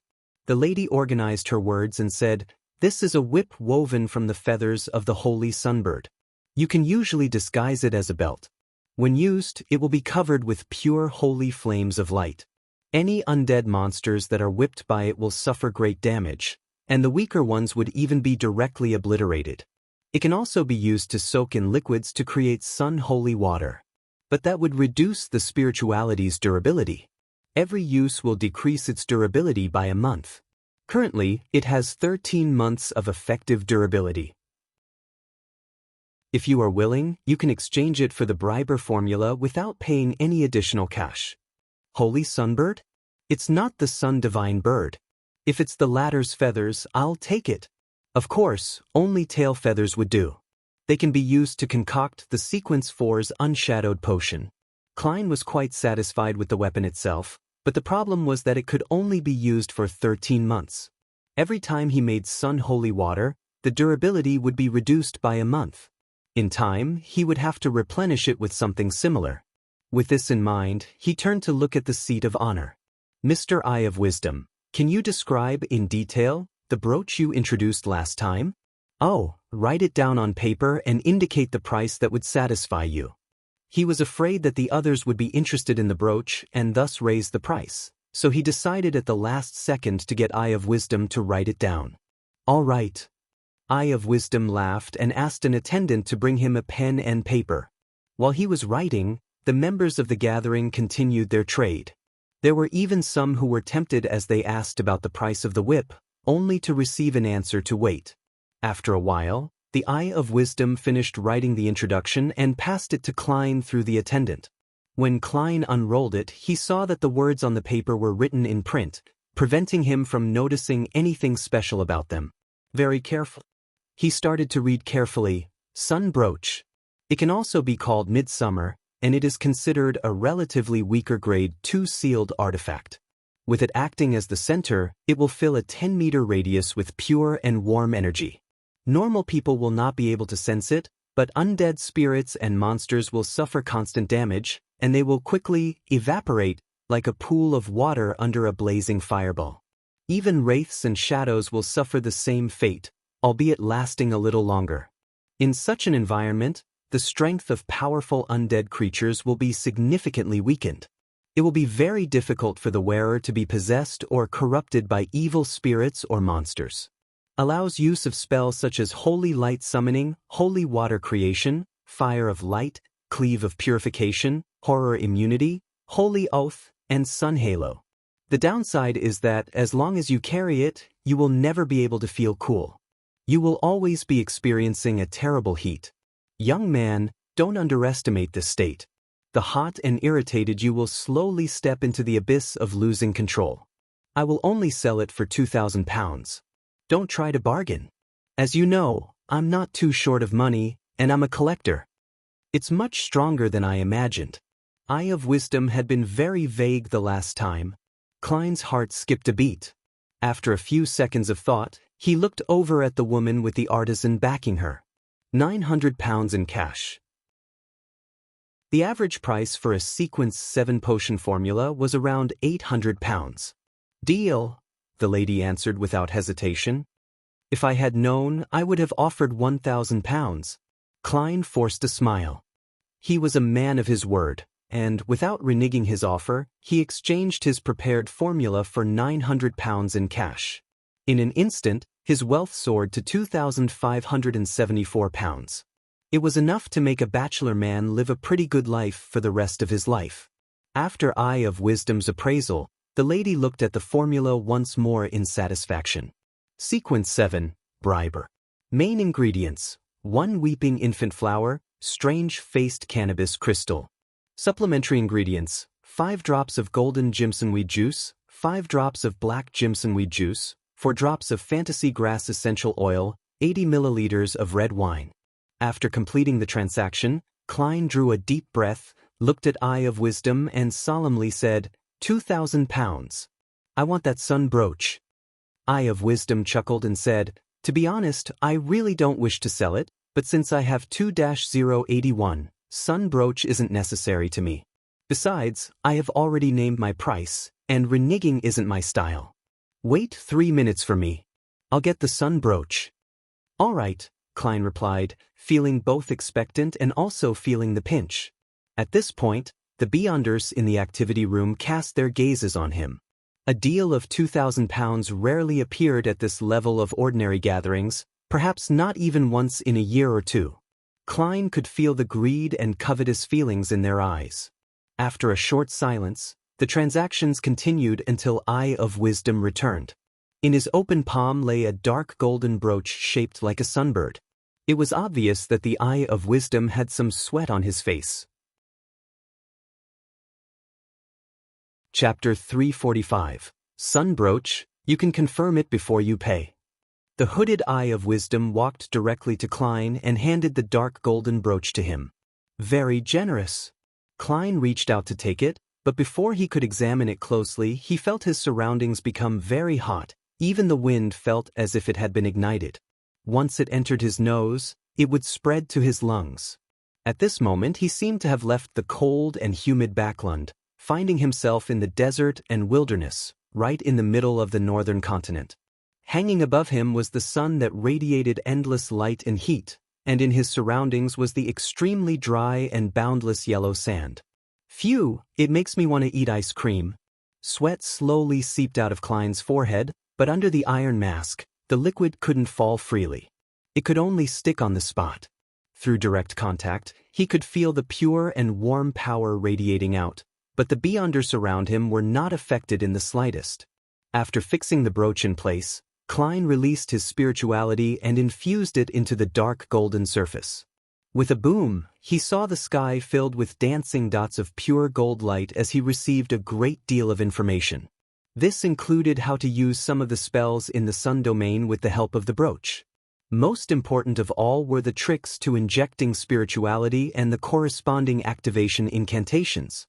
One of them included providing the brooch with 2 seconds of spirituality, allowing it to summon a holy beam of light that descended from the sky to purify the undead and inflict certain damage on other targets.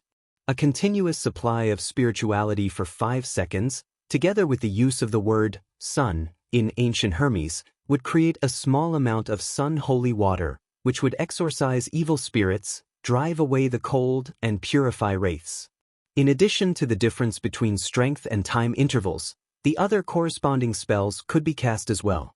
Fire of Light was a sacred, concentrated flame that suddenly appeared out of thin air via a mere thought. Cleave of Purification was an effective attack against wraiths, and it could also be used to augment bullets. Horror Immunity allowed the wearer to no longer feel fear. Holy Oath was used to temporarily strengthen one's strength, agility, fire damage, and holy damage via chanting the corresponding ancient Hermes term. Sun Halo targeted comrades who were within 20 meters of him. It could effectively boost their courage and purify the evil energies within their bodies. Not bad. Other than not being strange enough, it doesn't have too many flaws. It complements my magician abilities nicely. It's just a little hot. Klein's mind was filled with fantasies about himself in short-sleeved clothes. He rolled up his robe, took out a stack of bills from his inside pocket. Together with the 900 pounds he had just received from the lady with the artisan backing her, he counted 2,000 pounds in cash before handing it to Eye of Wisdom's attendant. After counting thrice and finally confirming that there was no mistake, Klein looked at his rapidly shrinking wallet, feeling both happy and sad at the same time. The money he had painstakingly saved had been reduced to 574 pounds and 5 gold coins. However, he also obtained his second mystical item. The number of side effects was obviously fewer than the master key. It was a mystical item which was more outstanding, the sun brooch. The only drawback is it's just too hot. Klein reached out and touched his iron mask, and he nearly took it off to start using it to fan himself. With the reduction of his funds, Klein stopped considering the notion of purchasing anything else. He just sat there quietly, listening until the end of the gathering. Stimulated by the massive deal of 2,000 pounds, the gathering that night was relatively lively. For example, the whip woven from the feathers of the holy sunbird was sold for 850 pounds. Eye of Wisdom also made several purchases, buying an ancient book and a Beyonder ingredient. When the gathering ended, Eye of Wisdom surveyed the room and looked at Klein. He said with a chuckle, "You shall be the first to leave." Is he afraid that someone will rob me? Klein thanked him sincerely and walked out of the living room under the guidance of the attendant. He then impatiently took off his hooded robe and iron mask. He had already tried to use his spirituality to wrap and seal the sun brooch. It prevented it from constantly purifying the surroundings and prevented its existence from being discovered by other Beyonders. However, the negative effects couldn't be weakened, unless it was not on his person. In order to ensure my mental health, I should only use it only when necessary. I can usually rely on purifying bullets and exorcism bullets. Klein left the gathering venue and took a long detour before arriving outside the Bravehearts bar. He entered, circled the area, and quickly came out again and hired a carriage.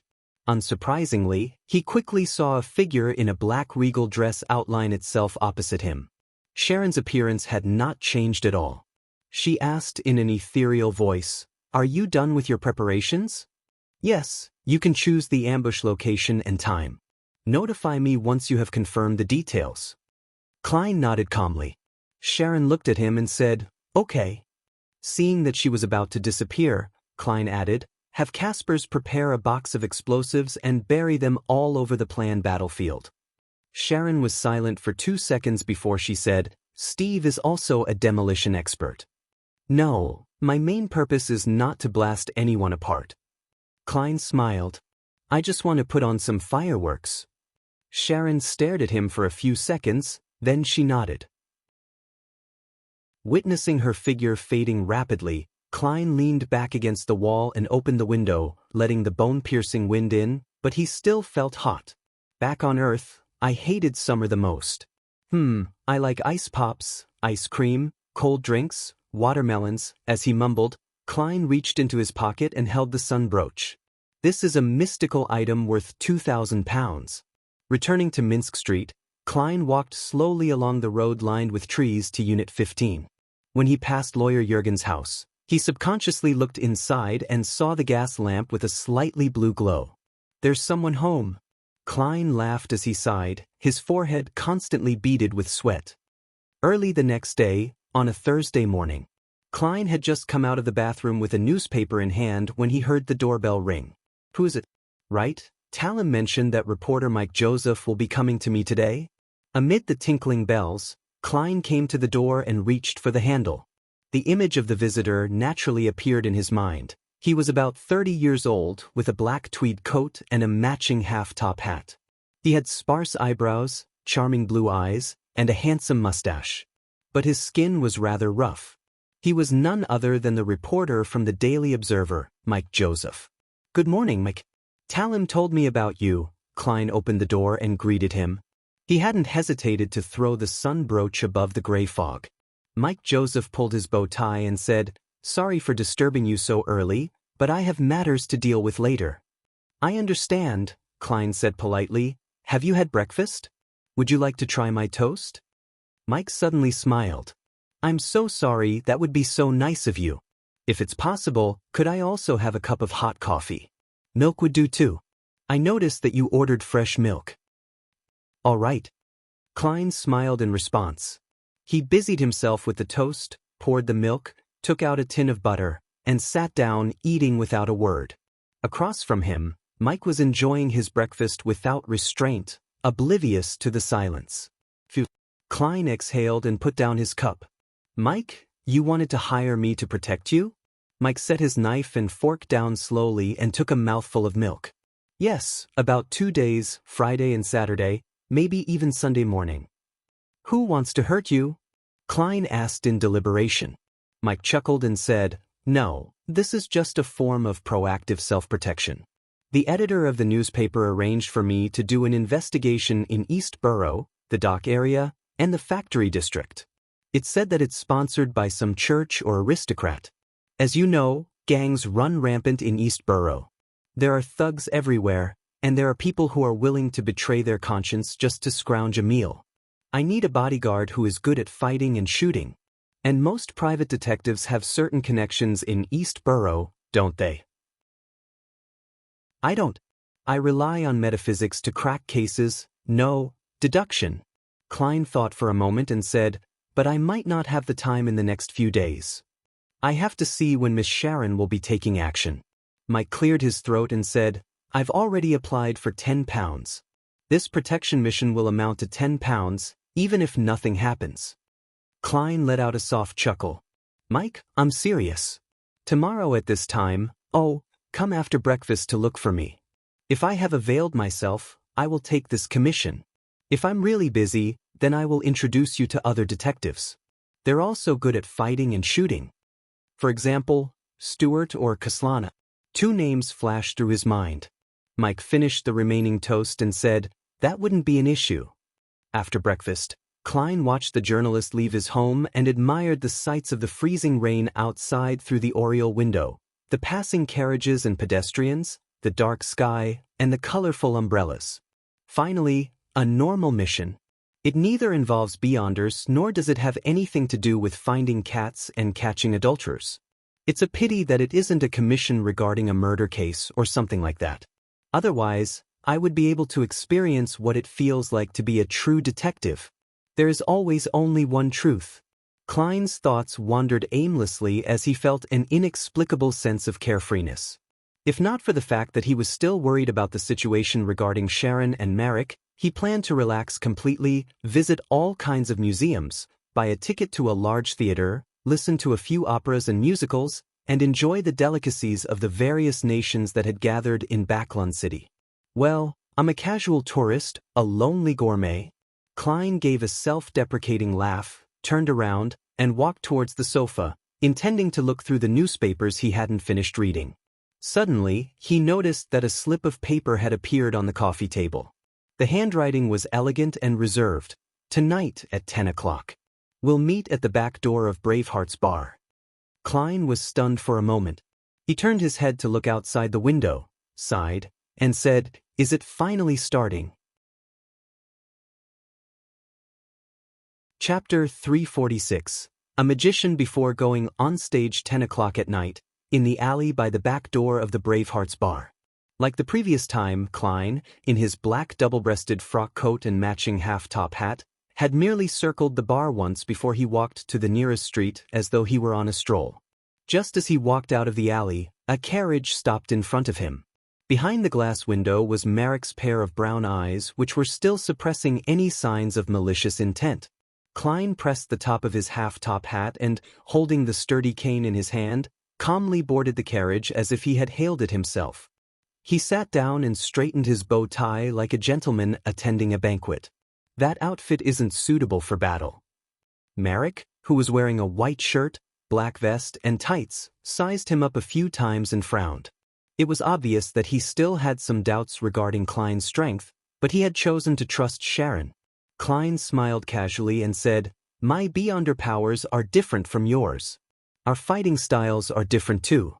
This type of clothing will not affect me negatively in any way. It even suits me very well.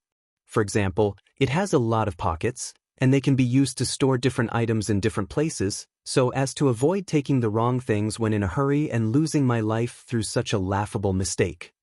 As he spoke, he took out the remaining 3 sedatives from a sewn concealed pocket. They were the special sedatives concocted by the apothecary. Just as he finished his sentence, a figure quickly outlined itself on a window of the carriage. A figure wearing a long black regal dress and a small soft hat. It was none other than the Sequence 5 Beyonder of the mutant pathway, Wraith Sharon. "You explain too much." Sharon looked at Klein and said in an ethereal tone, "Not natural enough. I just wanted to get into the act." Klein laughed dryly and replied, "Probably it's because I'm a bit nervous." Without waiting for Sharon to speak again, he handed the 3 sedatives to Merrick. "Find a chance to drink it yourself.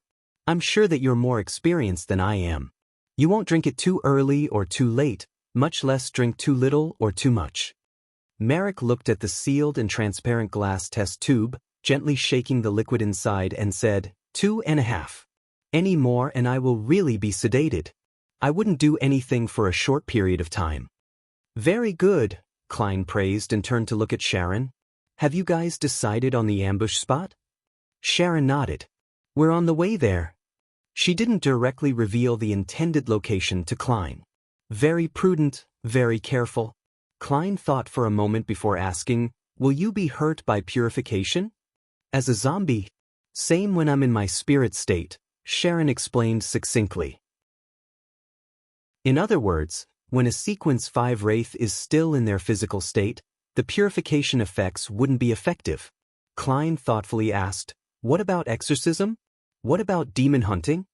As they were dealing with a Beyonder of the same pathway, Sharon didn't hide anything from him.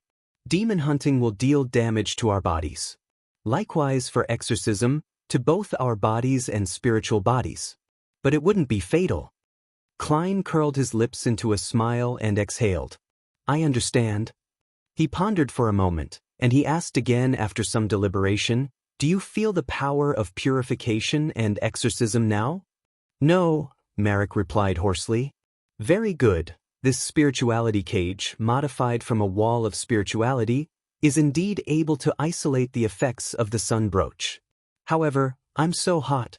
Klein secretly sighed and confirmed, "Wraith Steve, Zombie Jason, and Werewolf Tyre, do they have any other mystical items or Beyonder weapons besides the Scarlet Lunar Corona?" "We don't know."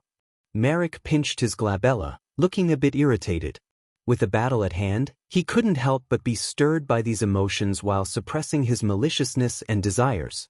Sharon listened silently and replied without any hints of discomposure, "When influenced by the Scarlet Lunar Corona, Jason and Tyre will be in a rather fervent state. Even if they have mystical items, they would lack the reason to use them."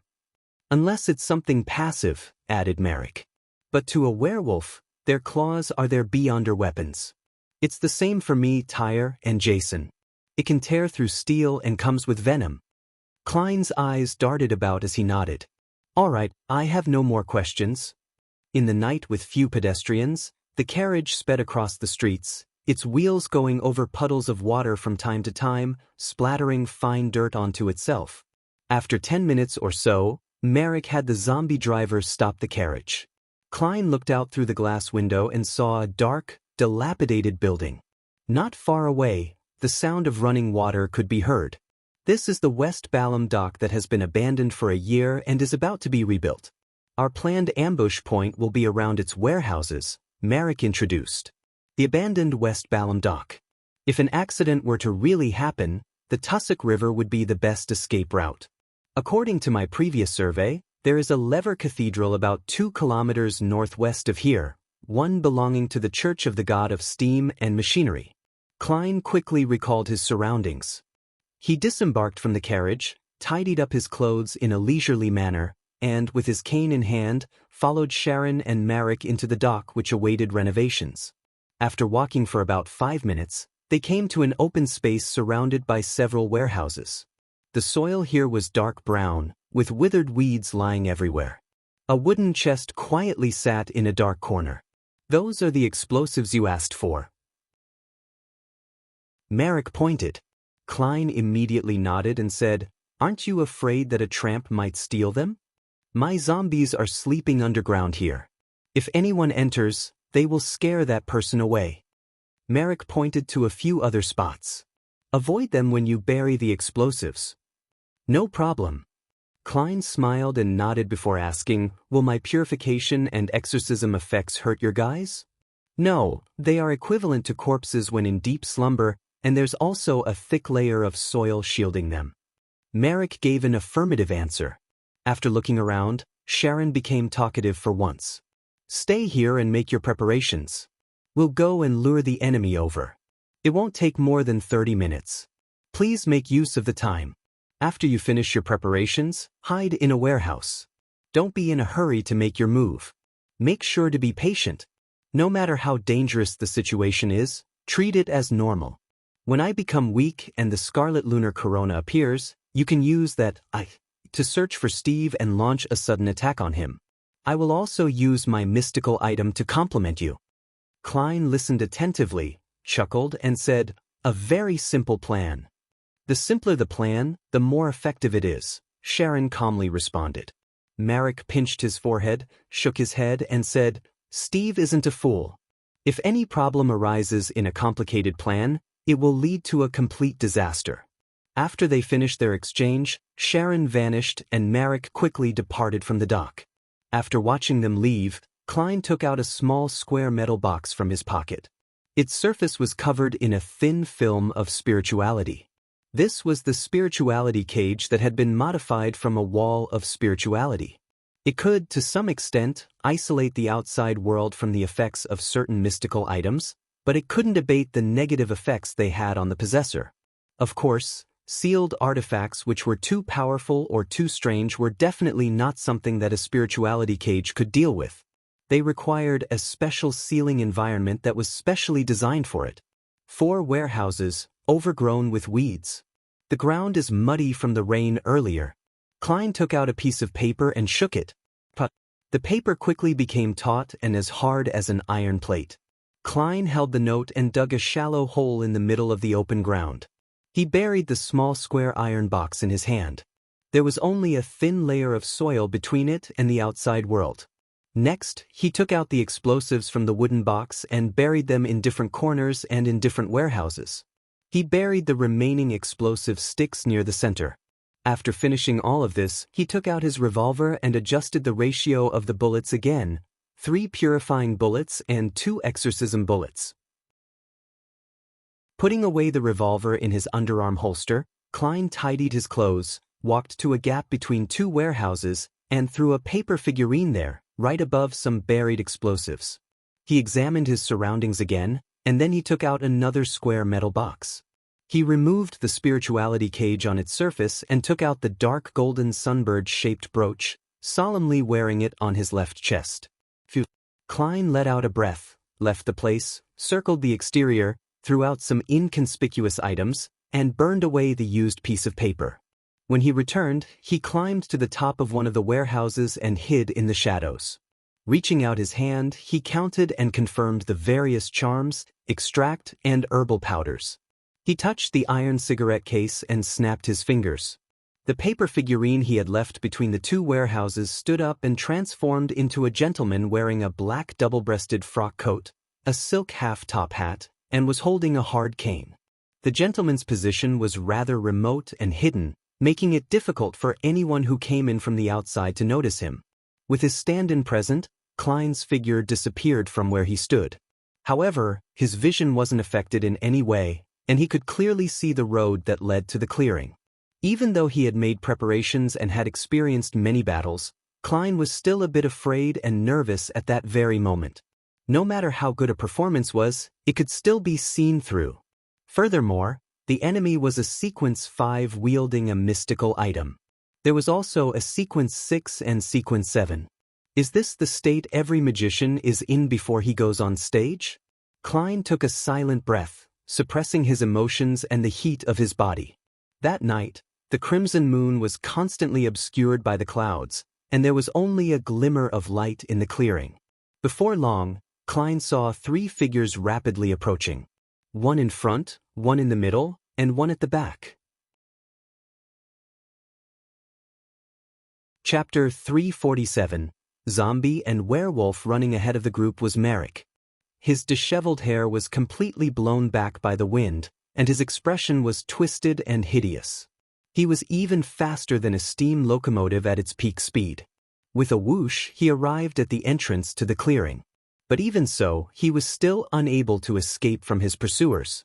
The closest figure to him was a man who had the same pale complexion as himself, with indistinct, dark patches on his face, as if they were healing marks from rotting wounds. The malice in his eyes was completely undisguised and unrestrained. He looked more like a zombie who was craving fresh flesh rather than a human being, and Klein guessed that he was Jason, a Sequence 6. The distance between Jason and Merrick remained within 7 or 8 meters, sometimes lengthening, sometimes shortening.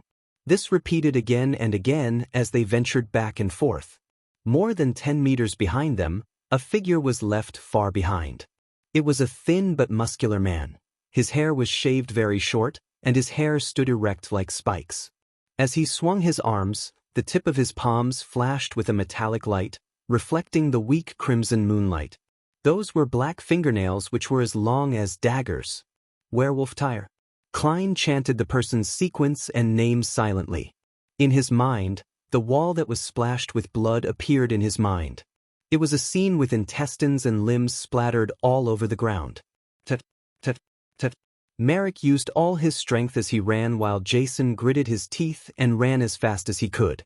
At some point, the healed dark spots on his face began to swell, as if some sort of rotten liquid was about to ooze out. The two of them left the puddles of water and moist soil that were turning into white frost in their wake. The withered weeds were lifted up by the wind created by the two of them. As they slowly fell down, they began to rot and decay at a speed visible to the naked eye. Suddenly, a pale hand reached out of the frosted soil and accurately grabbed Jason's ankle. But Jason twisted his body and forcefully kicked out, breaking the hand's wrist and sending it flying. The remaining stump's flesh and blood had long since rotten, and white maggots struggled to squirm outwards. Merrick stopped, pinched his lips with his right hand, and let out a shrill whistle. Bang, bang, bang. The soil in different parts of the clearing were lifted, and the expressionless corpses sat up. At the same time, a chilly wind suddenly swirled.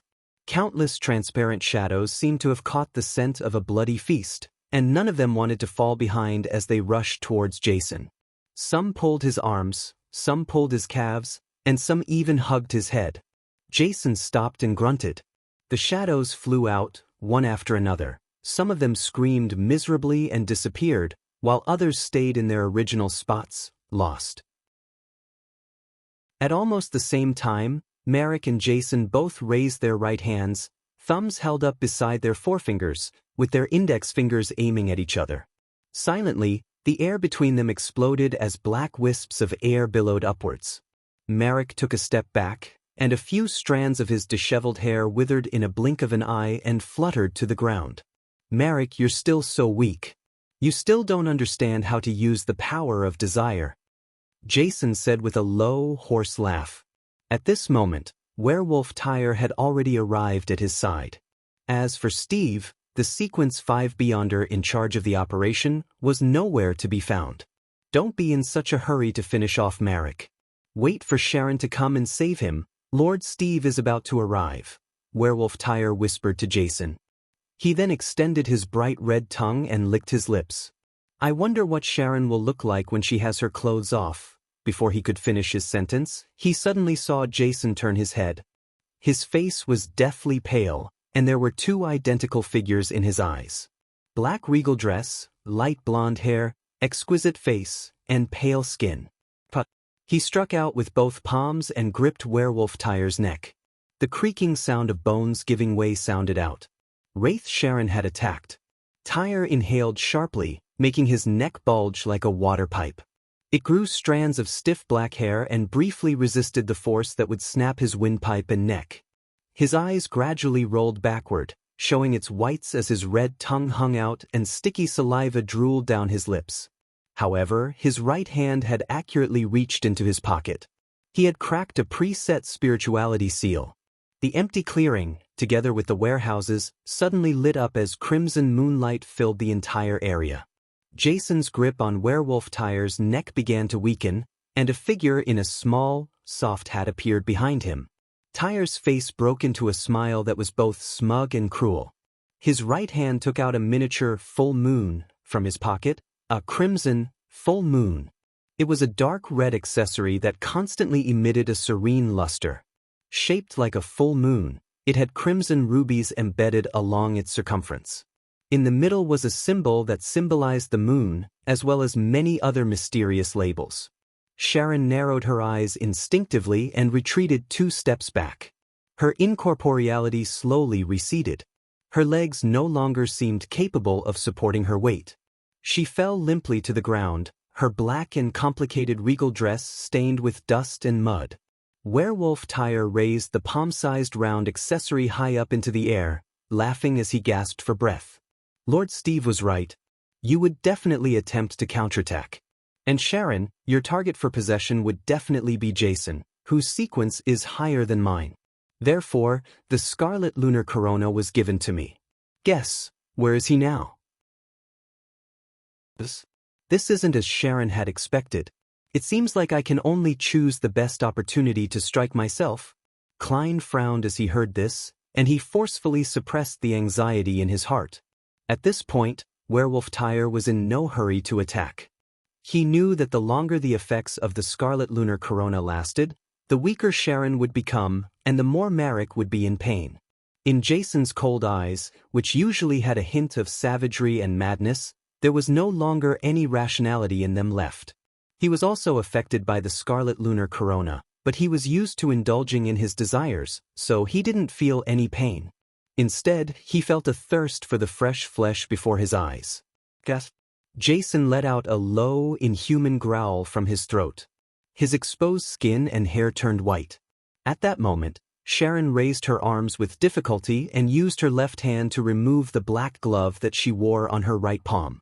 Jason happened to lunge at her, and a thin layer of ice covered the soil around her. Suddenly, endless rays of light burst forth from Sharon's palm. As they fed on Sharon's spirituality, they interweaved in front of the doll-like lady to form a bronze door, which was covered with mysterious patterns and filled with an indescribable smell. The door swung open with a creak and a crack appeared. From the crack, pairs of pale or transparent hands or arms covered in teeth or bloody, skinless arms, stretched out, crossed the void, and grabbed zombie Jason. Indescribable pairs of eyes were hidden in the darkness behind the door, quietly watching the prey in front of them. Before he could even react, Jason was grabbed by the arms, and he was entangled by smooth and incorporeal tentacles. These tentacles were dark green vines that had countless baby faces protruding out. These strange entities were crying and laughing as they tried to drag zombie Jason behind the door. Even though his thoughts were completely controlled by his bloodlust and the urge to kill, Jason instinctively felt afraid. Gasp! The sound from his throat suddenly intensified, and layers of frost immediately appeared on the worrisome-looking arm. The dark green vines that protruded from the babies' faces emitted painful groans as they continuously dripped with decayed, turbid yellow liquid. The pulling force abated, but it did not disappear. Jason kept directing ghosts to interfere, but it was like throwing a stone into the sea. Even when he tried to use spells from Death's domain, they failed to deliver any striking results. His body began moving uncontrollably towards the crack of the illusory, mysterious door. Occasionally, he would manage to struggle and retreat a little. As he had taken a sedative in advance, Merrick was not completely taken down by the pain.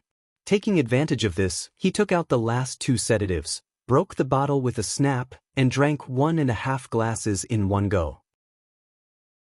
The suppressed malice in his eyes weakened, and his twisted expression returned to normal. He swept his gaze at Werewolf Tyre. At the same time, with a swoosh, Tyre's thin but muscular body disappeared and reappeared more than 10 meters away. As his figure began outlining itself, an illusory image was left behind. A black aura that seemed to be alive rose up from the ground, pierced through the remnant images, and disappeared with a flicker.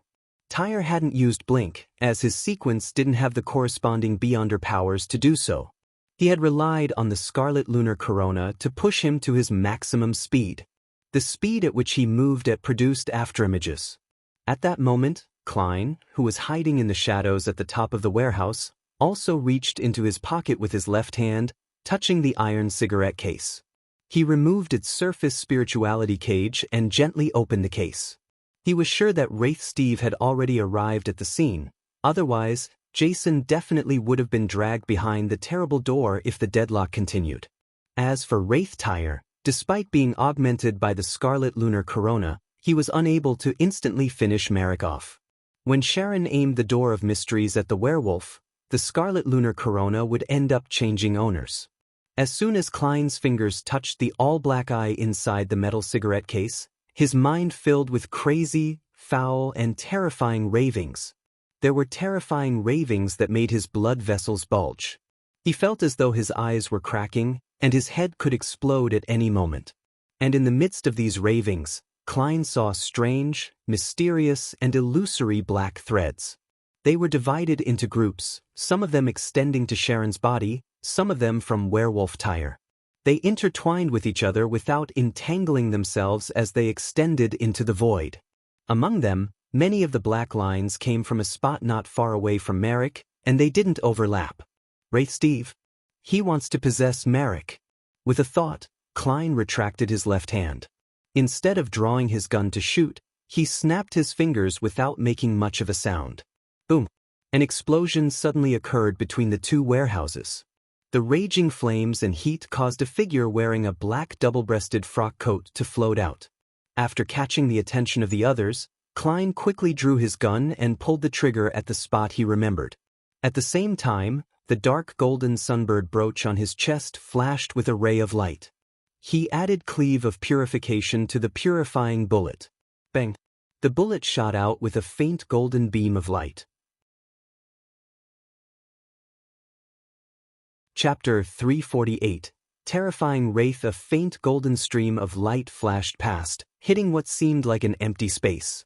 However, resplendent flames suddenly rose up from that spot, rapidly forming a silhouette who was wearing a black tuxedo and a dark red cloak. The figure's left arm was burning with holy and pure flames as it continuously emitted faint black and green smoke, illuminating his pale face in dark green glow. It was a man in his 40s with oily hair that was neatly combed with meticulous attention. His eyes were dark and green, and while possessing no emotion, there were no signs of pain. Wraith Steve. He turned his head and looked maliciously at Klein, who was at the top of the warehouse. Klein was startled as he felt his body suddenly turn cold. Even the heat brought by the sun brooch couldn't counteract it. His body stiffened quickly, and his eyes glazed over. His pupils reflected the same 2 figures: a black tuxedo, a dark red cloak, a head of hair slathered with oil, a pair of dark green eyes, and the pale face of a man in his 40s. Almost in an instant, Klein was placed under Steve's control, his thoughts gradually numbing. This was the ability of a Sequence 5 Wraith. It was a strange and hardly defensible ability. Fortunately, he was adequately aware of everything beforehand and was already prepared for it. Moreover, the exorcism effect could effectively resist the possession of evil spiritual beings, so before his ability to think had completely disappeared, He stimulated the spirituality of his spirit body and injected it into the dark golden sunbird brooch. Just as he was about to raise his hand to grab hold of his neck, a warm and pure ray of light suddenly descended from the sky. It was like a pillar of light from the sun, bringing with it a feeling of brilliance and holy purification as it enveloped Klein within. It was a spell from the sun domain, holy light summoning. Amidst the holy light, the formless possession ability was weakened, and Klein's eyes suddenly regained their luster. In close succession, his body ignited, becoming brittle and charred, leaving behind a thin piece of paper. At the same time, between the gaps of the two warehouses, Klein, in his double-breasted frock coat and matching silk half-top hat, jumped out of the roaring flames from the previous explosion.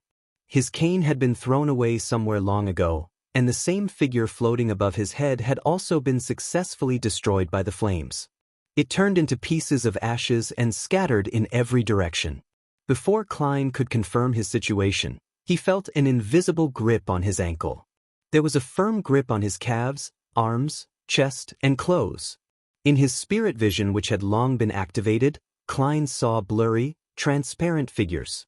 Some of them were incomplete, some were covered in blood, some of them had burnt black skin, and others were pale and cold. A cold wind of unknown origins blew at his neck, making his hair stand on end and made his body tremble uncontrollably. The dark golden sunbird brooch in front of him suddenly flashed with a brilliant light, and golden illusory flames started flaring up around him one after another. These flames emitted the aura of the sun, and because they were so dense, they formed a sea. This was the fire of light from the sun domain. The ghastly ghosts around Klein shrieked silently and vanished, and the cold wind at the back of his head was replaced by the scorching heat of the sun brooch. Klein, who was temporarily safe in this environment, couldn't help but sigh in fear. Even though he had prepared ahead of time and had obtained items to counter his opponent, a one-on-one battle with a Sequence 5 Wraith was still precarious. The performance had almost ended in failure from the very beginning. Not too far away from Marek, the dark red-cloaked Steve's figure turned slightly incorporeal. The bright flames on his left arm were quickly extinguished under the onslaught of the black aura. His eyes shone with dark green light, filled with malice and desire. He seemed to have lost his mind and ability to think. At this moment, with the shot's warning, Marek had distanced himself and directed the numb-faced zombies who had crawled out of the earth to surround Werewolf Tyre. He created slippery layers of ice and rotting sludge in an attempt to affect his enemies' movements. Werewolf Tyre held onto the tiny full moon that was emitting crimson light as he ran without stopping. When he was blocked by a zombie, he casually swiped down. The zombie was immediately split into 6 pieces. The long rotten flesh and wriggling maggots sprinkled all over the ground. Werewolf Tyre froze for a moment, looking at his claws in disbelief. Only then did he understand that the augmentation that the Scarlet Lunar Corona brought him wasn't only restricted to speed. He felt that he had mastered some powerful and strange spell. Tyre stopped running and turned to face the pale Marek. At this moment, Zombie Jason was drawing closer to the illusory but mysterious door. His body was covered with dark green vines that had protruded from the faces of the babies. He was being dragged by arms that were either full of teeth or were skinless. His eyes were almost touching the crack of the bronze door as he stared coldly at the indescribable eyes hidden in the darkness. It was as if that place was the final resting place for his heart. No! His body, which was controlled by bloodlust and the desire to kill, shouted out shrilly. Werewolf Tyre, who was about to counterattack, stopped instantaneously.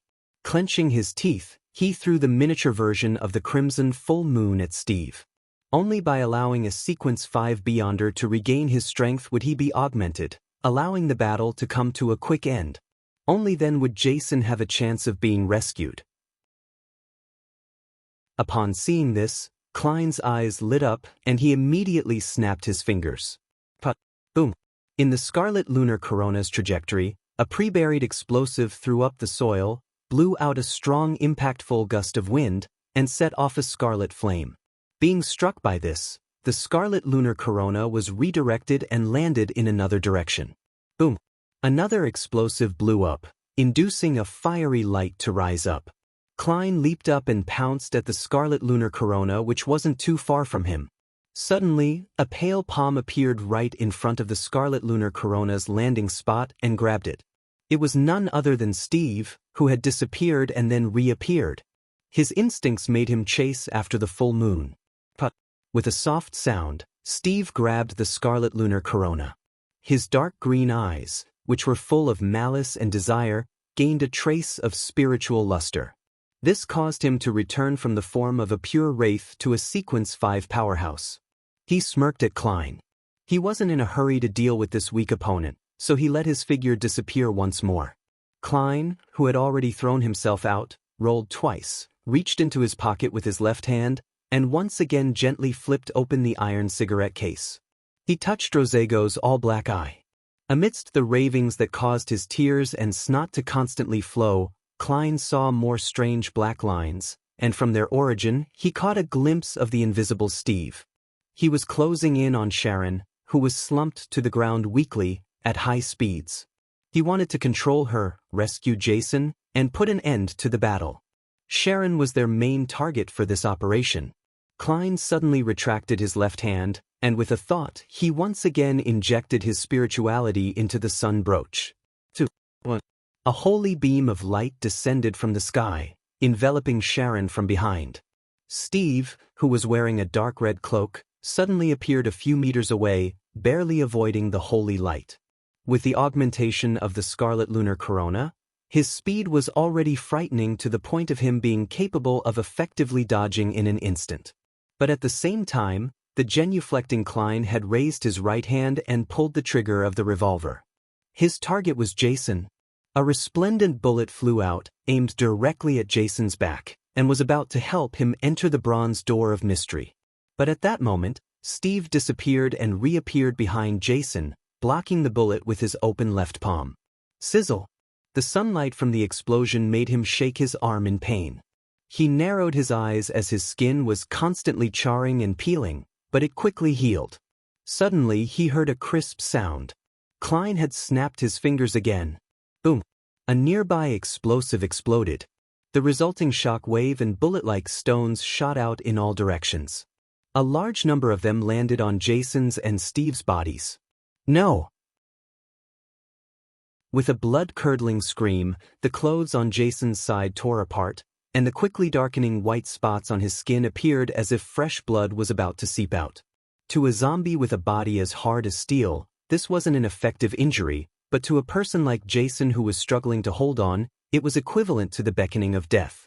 He could no longer hold on as those terrifying arms quickly pulled him into the crack of the bronze door. No! Jason's scream resounded into the distance as the mysterious and illusory door closed with a clang, devouring the rest of his screams and isolating it from the world. The clearing in the middle of the warehouses turned completely silent. Jason had completely disappeared, as though he had never been born into this world. Steve's eyes widened, and he opened his mouth, letting out an angry screech, "Damn it!" Bam! As his voice resounded, Klein felt as if someone had heavily hammered him in the head. His vision turned blurry, and whatever he breathed in smelled of blood. His vision had become blood red. For a short time, his ears were filled with buzzing sounds, and he couldn't hear anything else. After Tyre delivered the scarlet lunar corona, he had grown black fur and sharp fangs. He was no longer immune to its effects and painfully covered his ears. Blood even flowed out from the corner of his eyes and mouth. Merrick, who should have seized the opportunity to grab him, was in an even worse state. His desire and malice, which had been suppressed by the sedative, had reared their heads once more, causing him to almost lose control of his zombies. His expression was extremely twisted. Chapter 349. Poison Bottle. Due to Wraith Steve's shriek, the weakened Miss Sharon also revealed a painful expression. However, she still managed to close her palm with much difficulty, causing the rays of light to be severed, which caused the illusory, mysterious bronze door to disappear. Klein knew that the situation was turning bad. Enduring his headache, he quickly took a step back and entered the fire. His figure quickly disappeared and reappeared in another explosion that happened in a different direction. He had just jumped out in an attempt to strike back when he saw Steve, the middle-aged man with the dark red cloak, stop in his tracks instead of chasing after him, as though he was waiting for something. Klein suddenly felt agitated. His head felt dizzy and his stomach spasmed. He quickly weakened, but he had no idea why. Merrick, who had just recovered from the sharp shriek, also had an abnormal reaction. He constantly stretched out his hands to grab at himself, as if his body suffered an uncontrollable itch. He gasped for breath as he used his long, sharp nails to rip apart his clothes and left white streaks across his body. The more he scratched, the deeper it became, causing its redness to seep out. Sharon fell to the ground, but she couldn't stand again. Her blue eyes lost their focus, as though she couldn't see anything. "Poison," she whispered the word. Not far from her, Steve looked at her tightly clenched fist. He seemed rather fearful of the bronze door that was covered with mysterious patterns and an indescribable smell. He didn't dare to recklessly make a move. In his right hand he held the scarlet lunar corona, the crimson full moon that was releasing a cold glow. Using his left hand, he took out a brown, translucent glass bottle from his pocket, and he snorted. Biological poison bottle can be used to randomly create different kinds of toxins. As long as you open it, the poisons will gradually spread to its surroundings. It will be effective in less than a minute, and the symptoms will only become worse. In 4 minutes, if you don't leave the poison-filled environment, then the corresponding effects will be unpreventable, such as death. What a pity! I thought Jason would be able to hold on to this moment. Sharon, you wouldn't have been affected since a spirit body isn't afraid of poison, but unfortunately, there's the scarlet lunar corona here, which prevents you from switching states. Perhaps, you can give up resisting and let me understand your hidden charms. He appeared to be leisurely introducing the abilities of the mystical item in his hand, as though he wanted to wait for Klein and company to completely lose their ability to resist before attacking. However, Tyre didn't understand his intention. Under the influence of the scarlet lunar corona, the irrational werewolf started his counterattack without hesitation. He threw himself forward, flailed his claws, and swiped across Merrick's body, tearing it apart. Clang, clang, clang. The sound of nails tearing through steel sounded in succession, and Merrick's skin finally showed signs of bloody wounds. Klein pinched his forehead. It felt like his forehead was starting to heat up, but the negative effects weren't as bad as what Steve mentioned.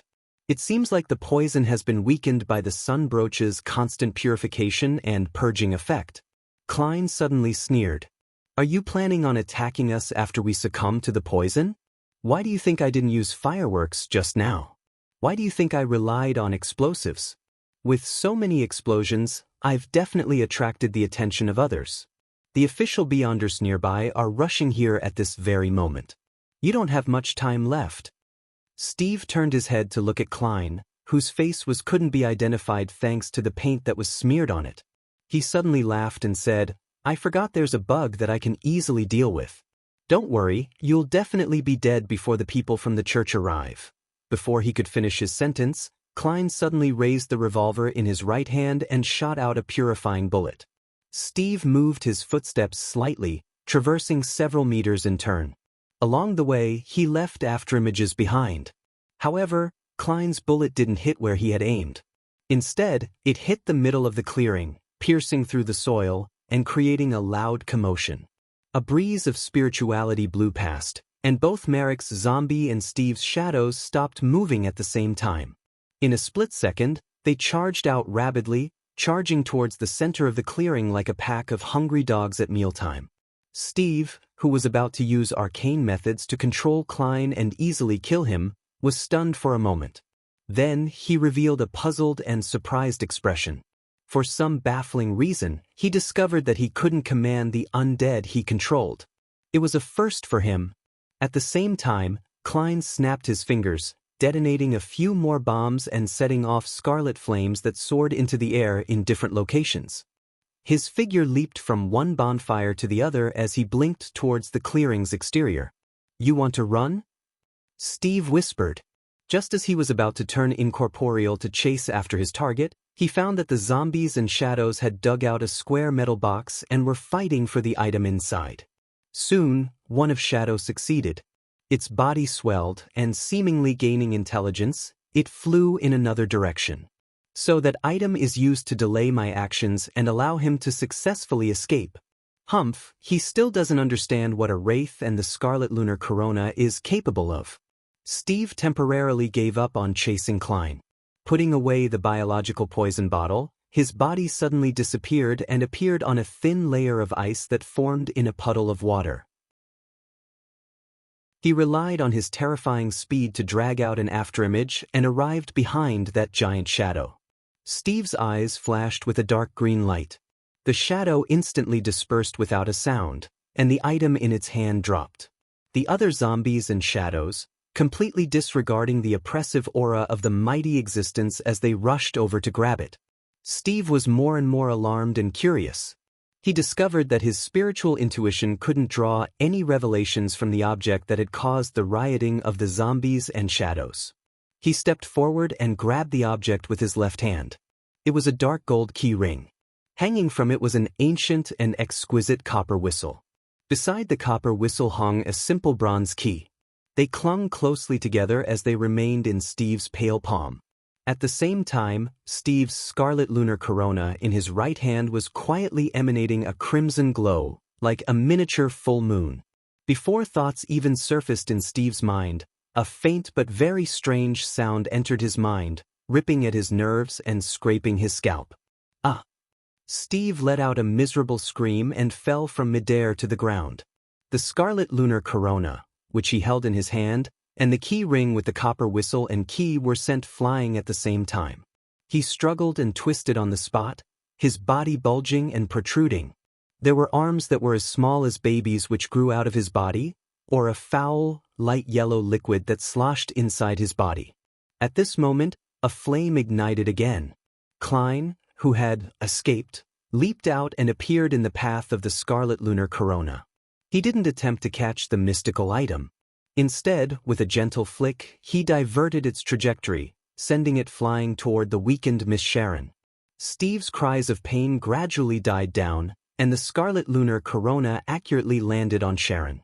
Sharon's figure instantly turned incorporeal, and the blue eyes that had lost their focus regained their luster. Clenching her right hand tightly, her left hand held the palm-sized accessory inlaid with a ring of dark rubies. Her body began to float. The Scarlet Lunar Corona allowed its wielder to be immune to the influence of the full moon. Sharon was no longer weak, and in her spirit body state, she wasn't afraid of the biological poison. At this moment, the zombies and shadows gathered together once again, fighting over the chained master key and Azek's copper whistle. Klein didn't care. He raised his left arm and pointed. The sun brooch on his chest flashed a dark golden glow and disappeared. An intense, bright, and holy light fell from the sky, shrouding the group of zombies and shadows that were fighting over it. In what seemed like daylight, the transparent and bizarre shadows quickly melted and disappeared. The pale and stinking corpses emitted black smoke first before they ignited and burned like candles. By the time the light disappeared, there was almost nothing left except for Azek's ancient and intricate copper whistle and the master key, which were both strung on an already blackened key ring. They lay there silently. Meanwhile, Sharon didn't care about Marek, whose injuries were turning graver thanks to Tyre's attacks. Instead, she relied on her own ability to phase into mirror-like items to reach the thin piece of ice that Steve had previously used and stepped out. She stretched out her right hand towards Steve, who was transforming into a monster, and opened it wide, aiming the palm of her hand at the enemy. Endless rays of light burst out and quickly intertwined to form the mysterious patterned bronze door. With a jarring noise, the small black hat on Sharon's head was blown away by a sudden gust of wind, and her carefully combed blonde hair cascaded down in a disheveled state. It was obvious that using the mystical item again was rather taxing on her. The mysterious bronze door produced a crack, and a series of shrill laughter, sobbing, and shouting echoed in the air. Arms either filled with teeth or completely without skin reached out wildly and grabbed at Steve, whose pustules were bursting one by one. the strange dark green vines that accentuated an infant's face and the slippery, illusory tentacles also bound the Sequence 5 powerhouse. Ah! Steve cried out again. The pale yellow pus, which flowed out, covered his entire body, allowing him to barely resist the pull. A bright red crack appeared on his face, and in it was a hole leading to a dark tunnel. At that moment, Klein raised his revolver and aimed it at him. Without any delay or hesitation, with his face disguised, Klein calmly pulled the trigger while wearing his half-top hat. Bang! Bang! With a flash of the sun brooch, 2 bullets filled with holiness accurately hit Steve in the head. Although they didn't pierce his skin or bones, they ignited resplendent flames, turning Steve into a bright torch. Ah! With another scream, Steve was pulled closer to the illusory bronze door. As Klein released the revolver cylinder, the shells fell to the ground, and he took out the metal box containing the Beyonder bullets. At the same time, he once again injected his spirituality into the sun brooch. 2. 1. A pure and flawless pillar of light fell from the sky and instantly hit Steve's body. Taking this breather, Klein inserted 3 purifying bullets and 3 exorcism bullets into the cylinder and snapped it shut. He aimed at Steve's head again, and with the flash of the dark golden brooch, he pulled the trigger hard, 6 times in a row. Bang! Bang! Bang! Bang! Bang! Bang! Chapter 350. Splendid fireworks. One by one, the bullets sliced through the air, either swirling with a golden luster or emitting resplendent beams, as they hit Steve's head. Thanks to a clown's control over his body and his persistence in practicing his marksmanship, Klein's 6 bullets, which were augmented with cleave of purification, accurately hit the same spot as the first 2 bullets. They were like fists from a giant of light, repeatedly pounding at the left of Steve's face. With a series of bangs, Steve, who had been entangled by the strange arms and the dark green vines, failed to phase away to avoid the attack. His head was whipped to the side repeatedly as his body trembled. His cheekbones quickly caved in, breaking out into sharp white bones. Bang! The last bullet completely tore through, splashing the Sequence 5 powerhouse's dark red blood. This opening allowed the resplendent and golden flames to continuously drill in, burning into bursts of dark green mist. In the holy light, Steve's clothes were ignited. His body was quickly charred as he dripped with grease. However, he was still alive. Compared to Nimble Right Master Rosago, the survivability of a Sequence 5 from the mutant pathway was clearly much better. However, the heavily injured Steve could no longer resist the strange tugging arms. His legs moved forward uncontrollably, almost flying towards that bronze door and into the deep crack that had opened. He was thrown into the darkness where pairs of eyes lurked. At this moment, Sharon suddenly clenched her right hand, her forehead covered in sweat. The illusory and subtle rays of light were abruptly severed, and the indescribably mysterious bronze door lost the source of its existence. It swayed, and before Steve entered, it reluctantly pulled back its long arms, which were either filled with teeth or blood, and sealed the crack. The door closed, quickly becoming transparent before it disappeared. Steve's leaning body was rigid in place, blackened and shriveled, like a mummified corpse that had been burned for a long time. With her right fist tightly clenched and the scarlet lunar corona on her, Sharon's figure rapidly turned incorporeal. She took a step forward and overlapped with Steve. Klein's spirit vision instantly lost sight of her. However, the charred Steve raised his fists and abruptly smashed them against his already severely injured head. Bam! His head turned into a pulp like that of a rotten tomato, and milky white spots sprayed out before splattering to the ground. A translucent figure was also expelled. It rapidly spread out, turning into something that looked like a giant jellyfish. Within it was a dreamlike liquid that was swishing and a pair of deathly pale eyes that were condensing. Sharon was forced out by this strange object, and she reappeared beside it. She suddenly stretched out her left hand, letting out a silent shriek. The ground suddenly turned black, as if it had turned into a muddy deep sea. Twisted bloody vines grew out from it, splitting into many sections, with each section having 4 sharp teeth and an eye. The blood-red vine wildly grew upwards, immediately locking onto the jellyfish-like phantom as it greedily sucked the dreamlike liquid within.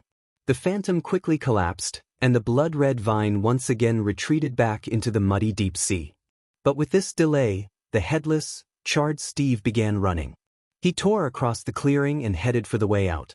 He still wasn't dead despite already losing his head.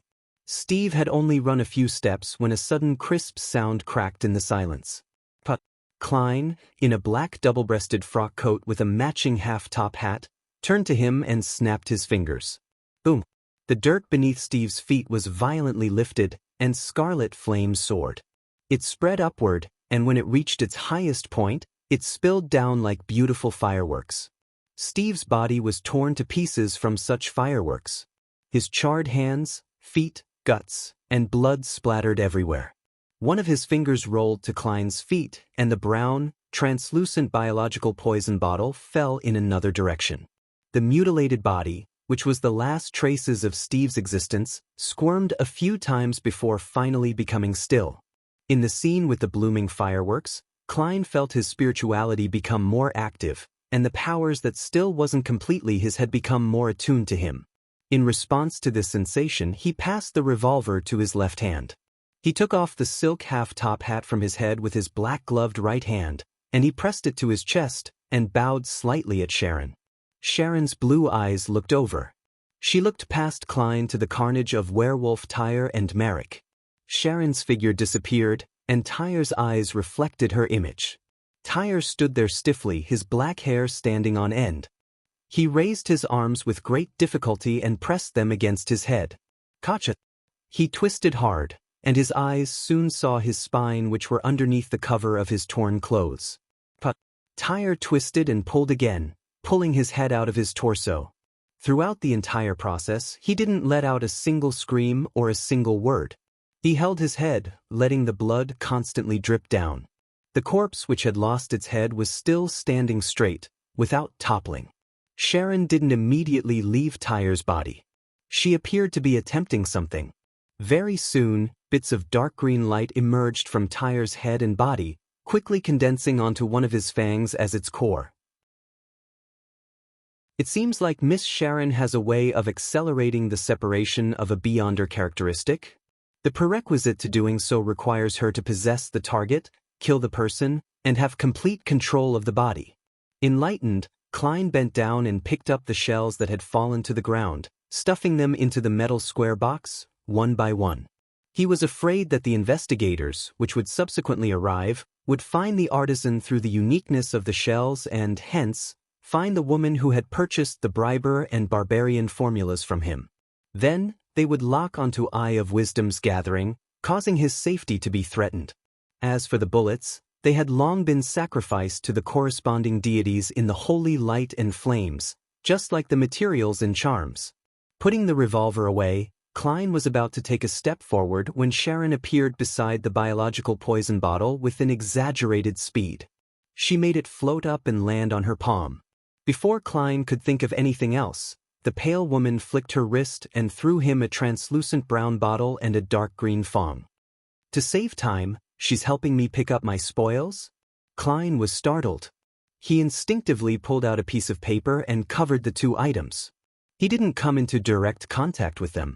At this moment, he could see that Sharon's complicated black regal dress had lost its usual tidiness and cleanliness. It fluttered gently in the wind, and a few strands of her light blonde hair were stuck to the side of her face, making her feel more like a person. This biological poison bottle comes with its own lid. I just wonder what negative side effects it has. Klein lowered his head and examined his spoils of war. He used the black cap hanging on the side to reseal the biological poison bottle so that it wouldn't continue to do him harm. As for the dark green fong, it was the Beyonder characteristic left behind by Werewolf Tyre. As Klein placed the two items into a small metal box he prepared, and he used holy night powder to create a wall of spirituality, blocking off the influence they had on their surroundings. He watched Sharon's figure disappear from the corner of his eyes. Steve's remnant flesh squirmed and produced a nearly translucent point of light. Similarly, he was still on guard against Merrick, lest he suddenly went crazy. Amidst this vigilance, he discovered that the healing powers of a zombie was truly astonishing. The bone-deep wounds from a moment ago had now basically closed. Merrick also gave him a profound look. It was as though he had remembered something and understood something. When he was done, Klein walked a dozen steps away, picking up the square metal box that had been dug up by the zombies and shadows. Then, he found Isaac's copper whistle and the master key, which were surrounded by human-shaped candles. He glanced at it and awkwardly realized that he didn't dare to pick them up. The effects of the scarlet lunar corona were still radiating through the clearing. This was the last trap he had set up, one that would never be used unless all other means were exhausted. For this, he had taken the time to visit a hospital's morgue and test out what the corpses would do after they had gotten their hands on Isaac's copper whistle. It allowed him to design a corresponding plan. Ahem. Can you stop the influence of the scarlet lunar corona? Klein turned to look at Sharon, who had materialized again. She already had an additional translucent doll in her hand.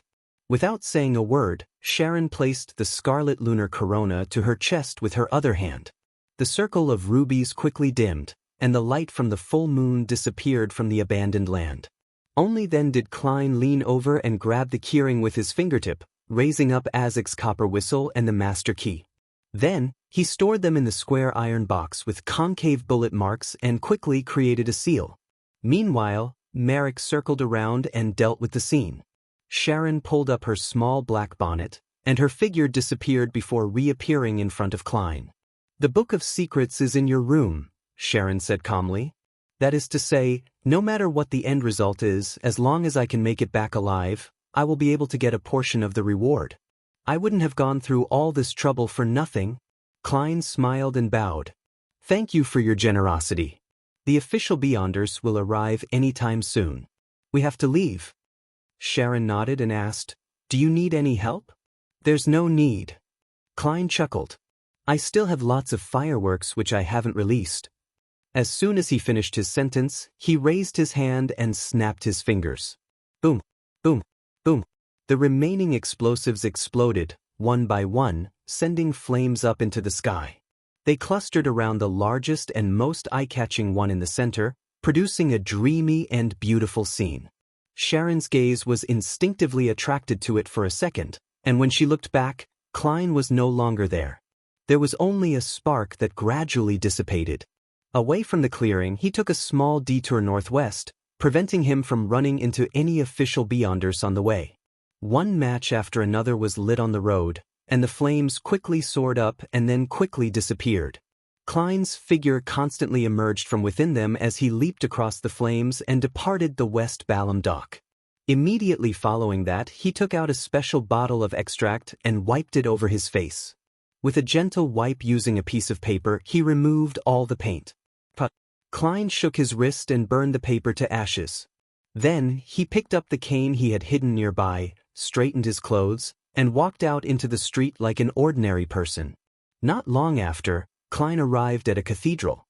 Its name was Lever Cathedral. As many devotees weren't rich, they might not be able to rest on Sundays and were usually busy during the day. Thus, the cathedrals of the various churches typically opened until the early hours of the morning, giving most believers the opportunity to pray and repent. Klein looked up, tapped the steps with the black cane in his hand, and stepped inside. He intended to avoid the subsequent round of inspections of the surroundings people. A few minutes later, a machinery hive mind team appeared at the clearing surrounded by abandoned warehouses. There were a total of 5 of them, each armed with different kinds of Beyonder weapons. However, all of them frowned when they saw the cleaned-up scene. After looking for a moment, they began putting in effort to gather clues. Lever Cathedral. Since it wasn't even 11 yet, there were quite a few people here. However, not a single person spoke. The entire prayer hall was so peaceful and holy that no one wanted to break the silence. Klein sat in the third pew along the aisle. He leaned his black cane forward and took off his silk half-top hat. Wearing a black double-breasted frock coat, he clasped his hands against his lower jaw and closed his eyes. His expression was abnormally calm as he faced the triangle-shaped sacred emblem in front of him. Chapter 351, Game of Question and Answer. After a full half-hour of uninterrupted silence, Klein opened his eyes and slowly rose to his feet. He took his cane, put on his hat, and left the cathedral, taking a rental carriage back to Minsk Street in the dark. At this moment, the vigilance and surveillance of the surrounding area had inevitably relaxed, turning into the shadows under the light of the gas lamps. Shortly after midnight, Klein took out his key, opened the door to his house, and entered the empty guest rooms to search for the Book of Secrets. It didn't take him much effort to find the old book, bound in thick goatskin, in the wardrobe in a room on the first floor. The hardcover of the book was dark black, with 2 lines of Hermes written in crimson, Book of Secrets.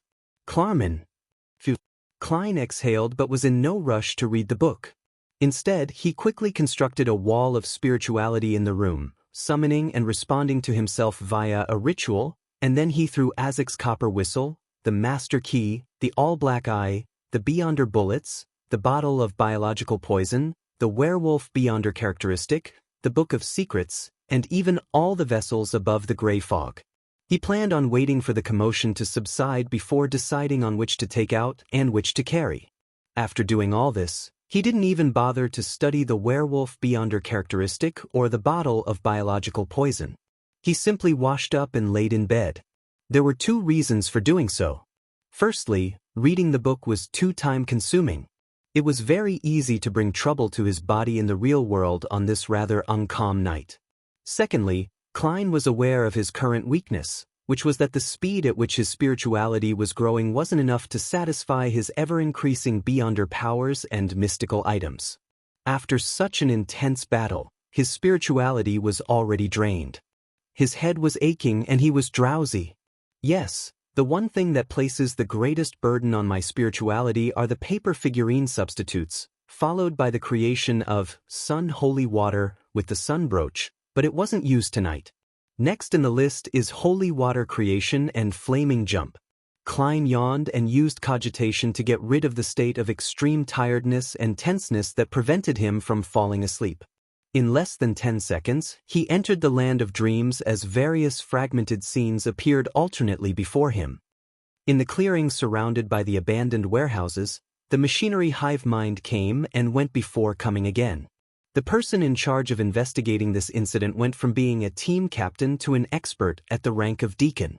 Ecancer Bernard's brown hair remained unkempt and stuck out stubbornly, making it impossible to hide them even with a hat on. This led to many members of the machinery hive mind to secretly joke that the deacon probably used a bomb to style his hair.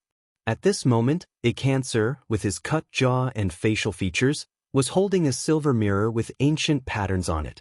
On each side of the mirror was an eye-like ornament. They were built on the foundation of a black gem which looked serene and charming.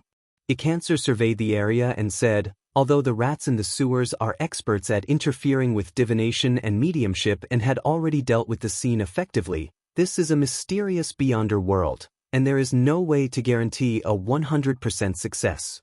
As he spoke, he looked at the silver mirror in his hand as he used his right hand to touch its surface thrice. After pausing for 2 seconds, Ecancer took a deep breath and said in a deep voice, "Respected Rhodes, my question is, who were the participants in the incident that just happened here?" The surrounding darkness suddenly thickened, and the surface of the silver mirror began to ripple with aqueous light. Soon, a scene appeared in the silver mirror. Amidst the rising flames, there was a figure floating in the air. He was wearing a black double-breasted frock coat and a half-top hat. His body was distorted, and his face was indistinct. Furthermore, his face was smeared with paint. Beneath his feet, flames rose up and engulfed him. As the aqueous light flashed, the scene changed. A middle-aged man in a dark red cloak appeared. His arm was burning with resplendent flames, but his head was hidden in the darkness. Scene after scene was played out in front of their eyes. They saw a woman with a complicated black regal dress and messy blonde hair. However, her face was completely transparent, as if she didn't exist. Beside this lady were 2 men with black fur all over their bodies.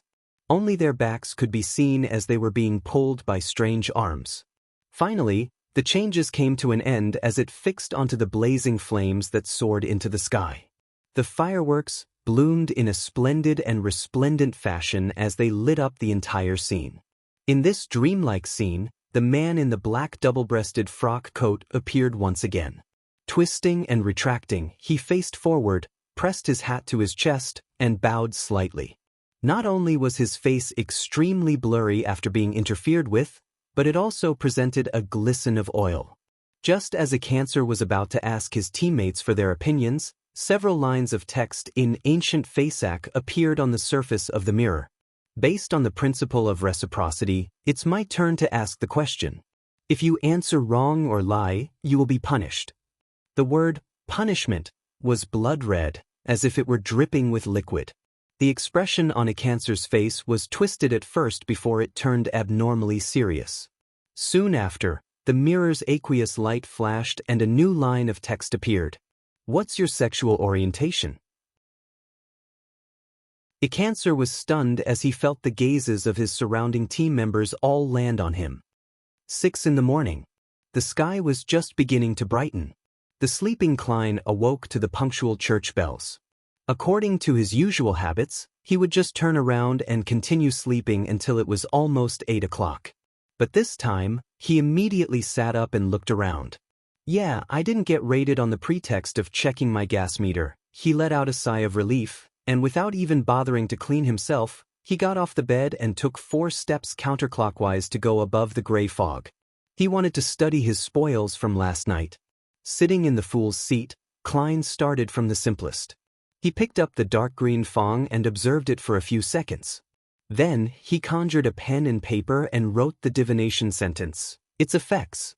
This didn't mean that divination could be used as a substitute for experimentation.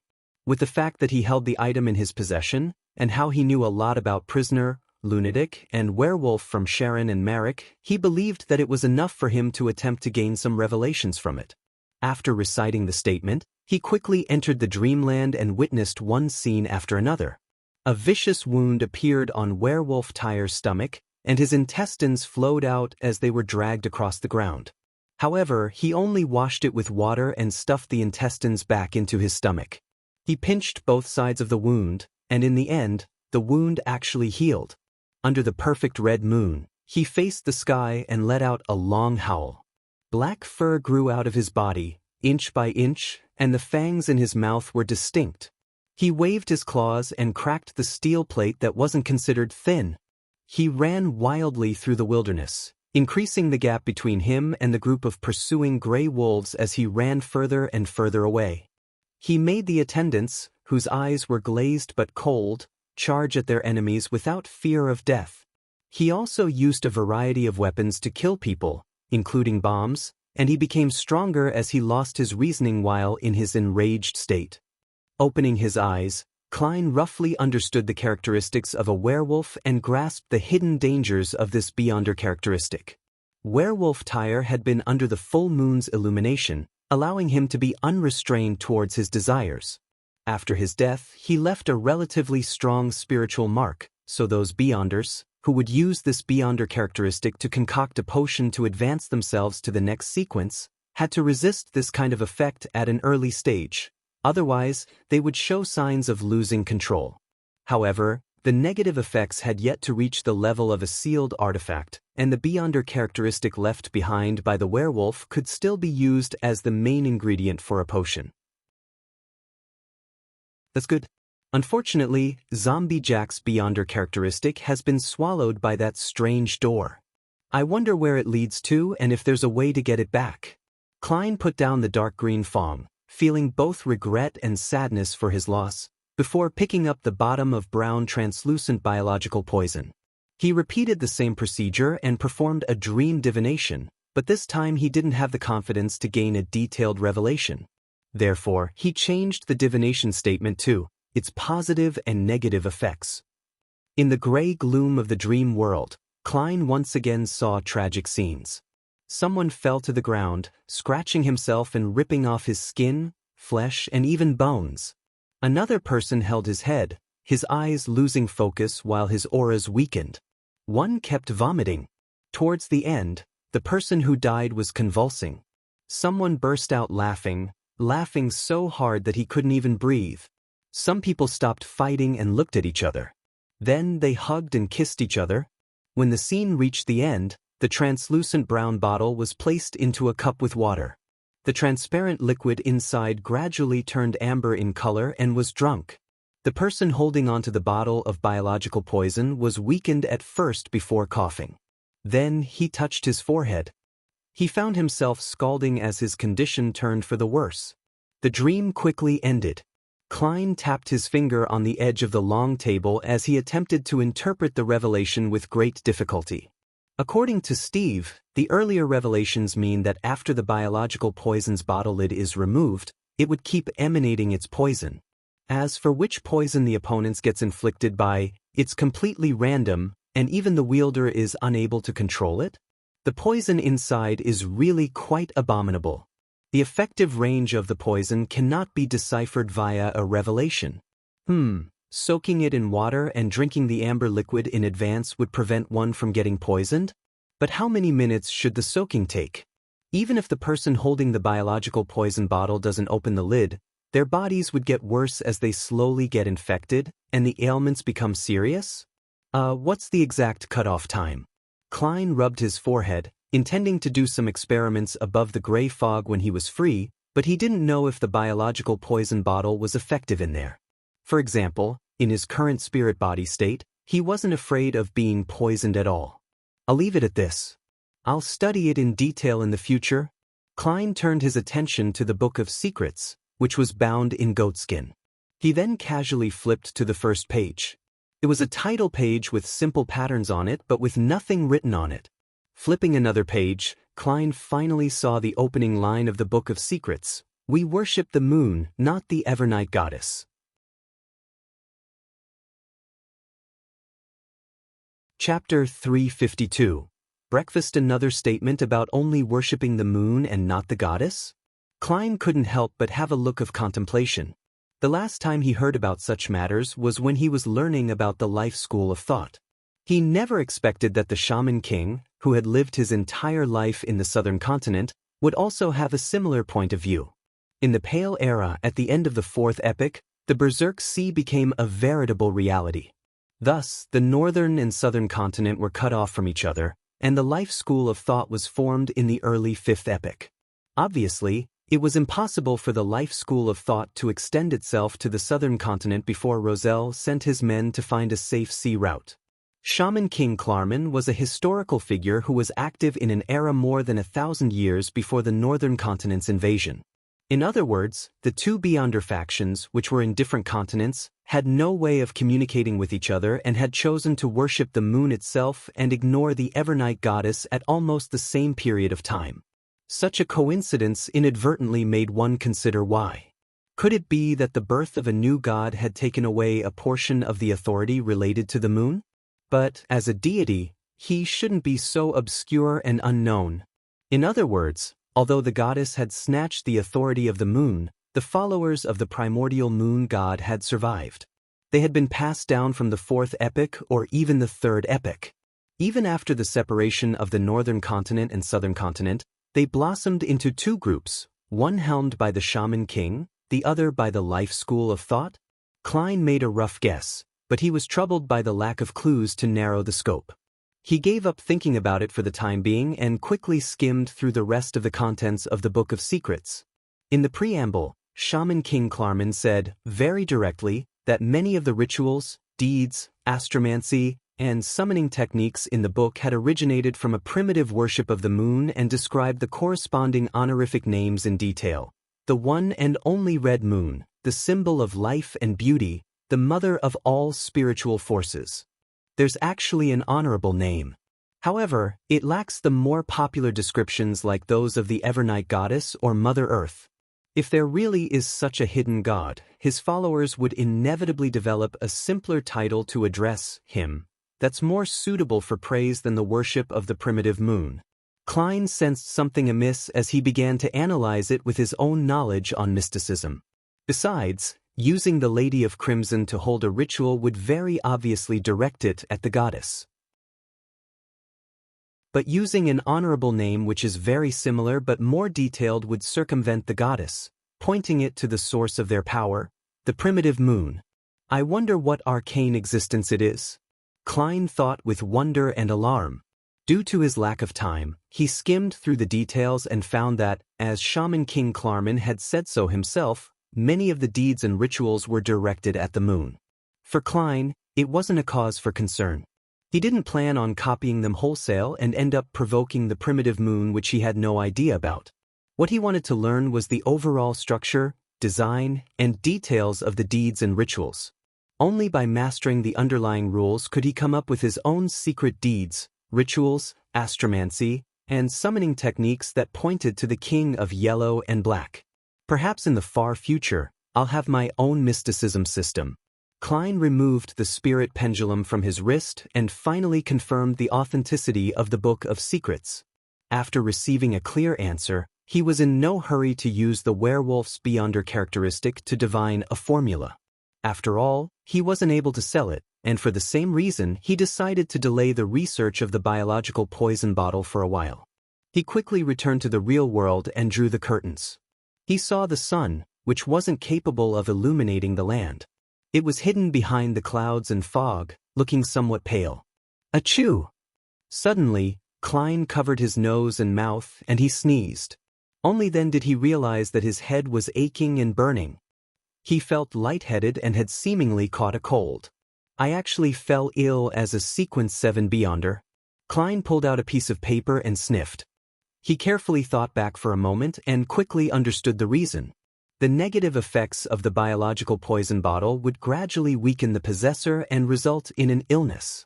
If it was carried around even longer, then it might even lead to death. And this effect couldn't be eliminated with the use of spirituality seals. Last night, Klein's spirituality was almost nearly emptied after the battle. While his body was still weak from the poison, he still carried the biological poison bottle with him and hid in Lever Cathedral for half an hour, adding the time spent on his return to Minsk Street, and he had embarrassingly fallen ill. Thankfully, it's not serious. It doesn't affect anything. Klein sneezed again as he prepared to soak himself in a hot bath. After washing his face and rinsing his mouth, he specially fried an egg to reward himself.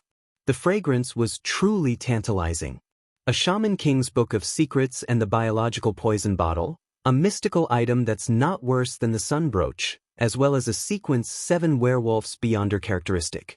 I made quite a killing this time. It's just a pity that I didn't manage to obtain the zombie beyonder characteristic.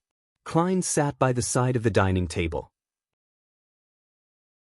As he ate, he did a tally of his spoils. What made his heart ache was the fact that he had used a total of 11 beyonder bullets, each worth nearly 10 pounds. That is to say, I burned 100 pounds. It's really like throwing money to deal damage. It's no wonder most low and mid-sequence beyonders are so desperate for money. Klein glanced down at his breakfast. They added up to only a few pence. After breakfast, Klein idly read the newspapers, sneezing from time to time as he wiped his nose and mouth with a piece of tissue paper. As soon as the church bell stopped chiming at 8 o'clock, his doorbell rang. Klein wasn't surprised to see the reporter for the Daily Observer, Mike Joseph. The reporter with beautiful blue eyes and a thin mustache, but with rather rough skin, took off his hat and greeted him. Then he went straight to the point.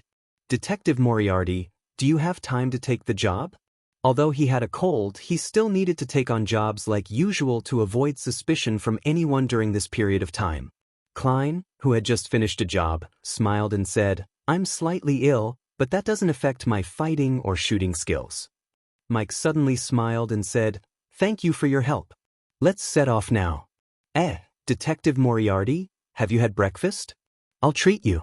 As your employer, I should be in charge of providing you your meals today. Inviting me to breakfast? Klein was startled.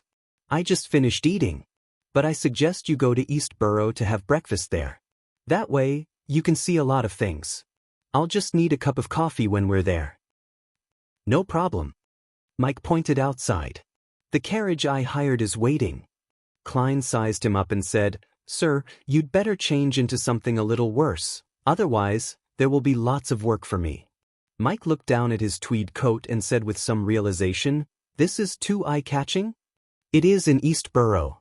Klein pointed into his place. "I have some specially prepared clothes." We are about the same size."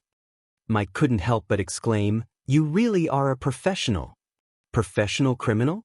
Klein lampooned.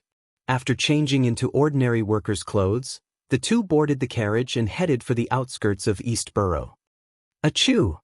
Klein pulled out another piece of tissue paper, wiped his mouth and nose, and blew his nose. Since there was no trash can nearby, he folded the tissue paper properly and stuffed it back into his pocket. "The food in this coffee shop is okay. Of course, this is relative to the residents of East Borough." Klein pointed to the slightly greasy coffee shop at the corner of the street. He occasionally came here for breakfast whenever he spent the night at his one-bedroom apartment that was nearby. "Looks like it's a pretty good restaurant." Mike didn't think it was a coffee shop. It was already past 9 o'clock, and there were very few customers in the coffee shop. East Borough residents typically finished their breakfast at around 7 and began to work or to look for work. After accompanying Mike as he ordered stewed beef with potatoes, bread, and coffee, Klein looked around for a window seat. At that moment, he saw an acquaintance, the elderly man he had helped while pretending to be a journalist.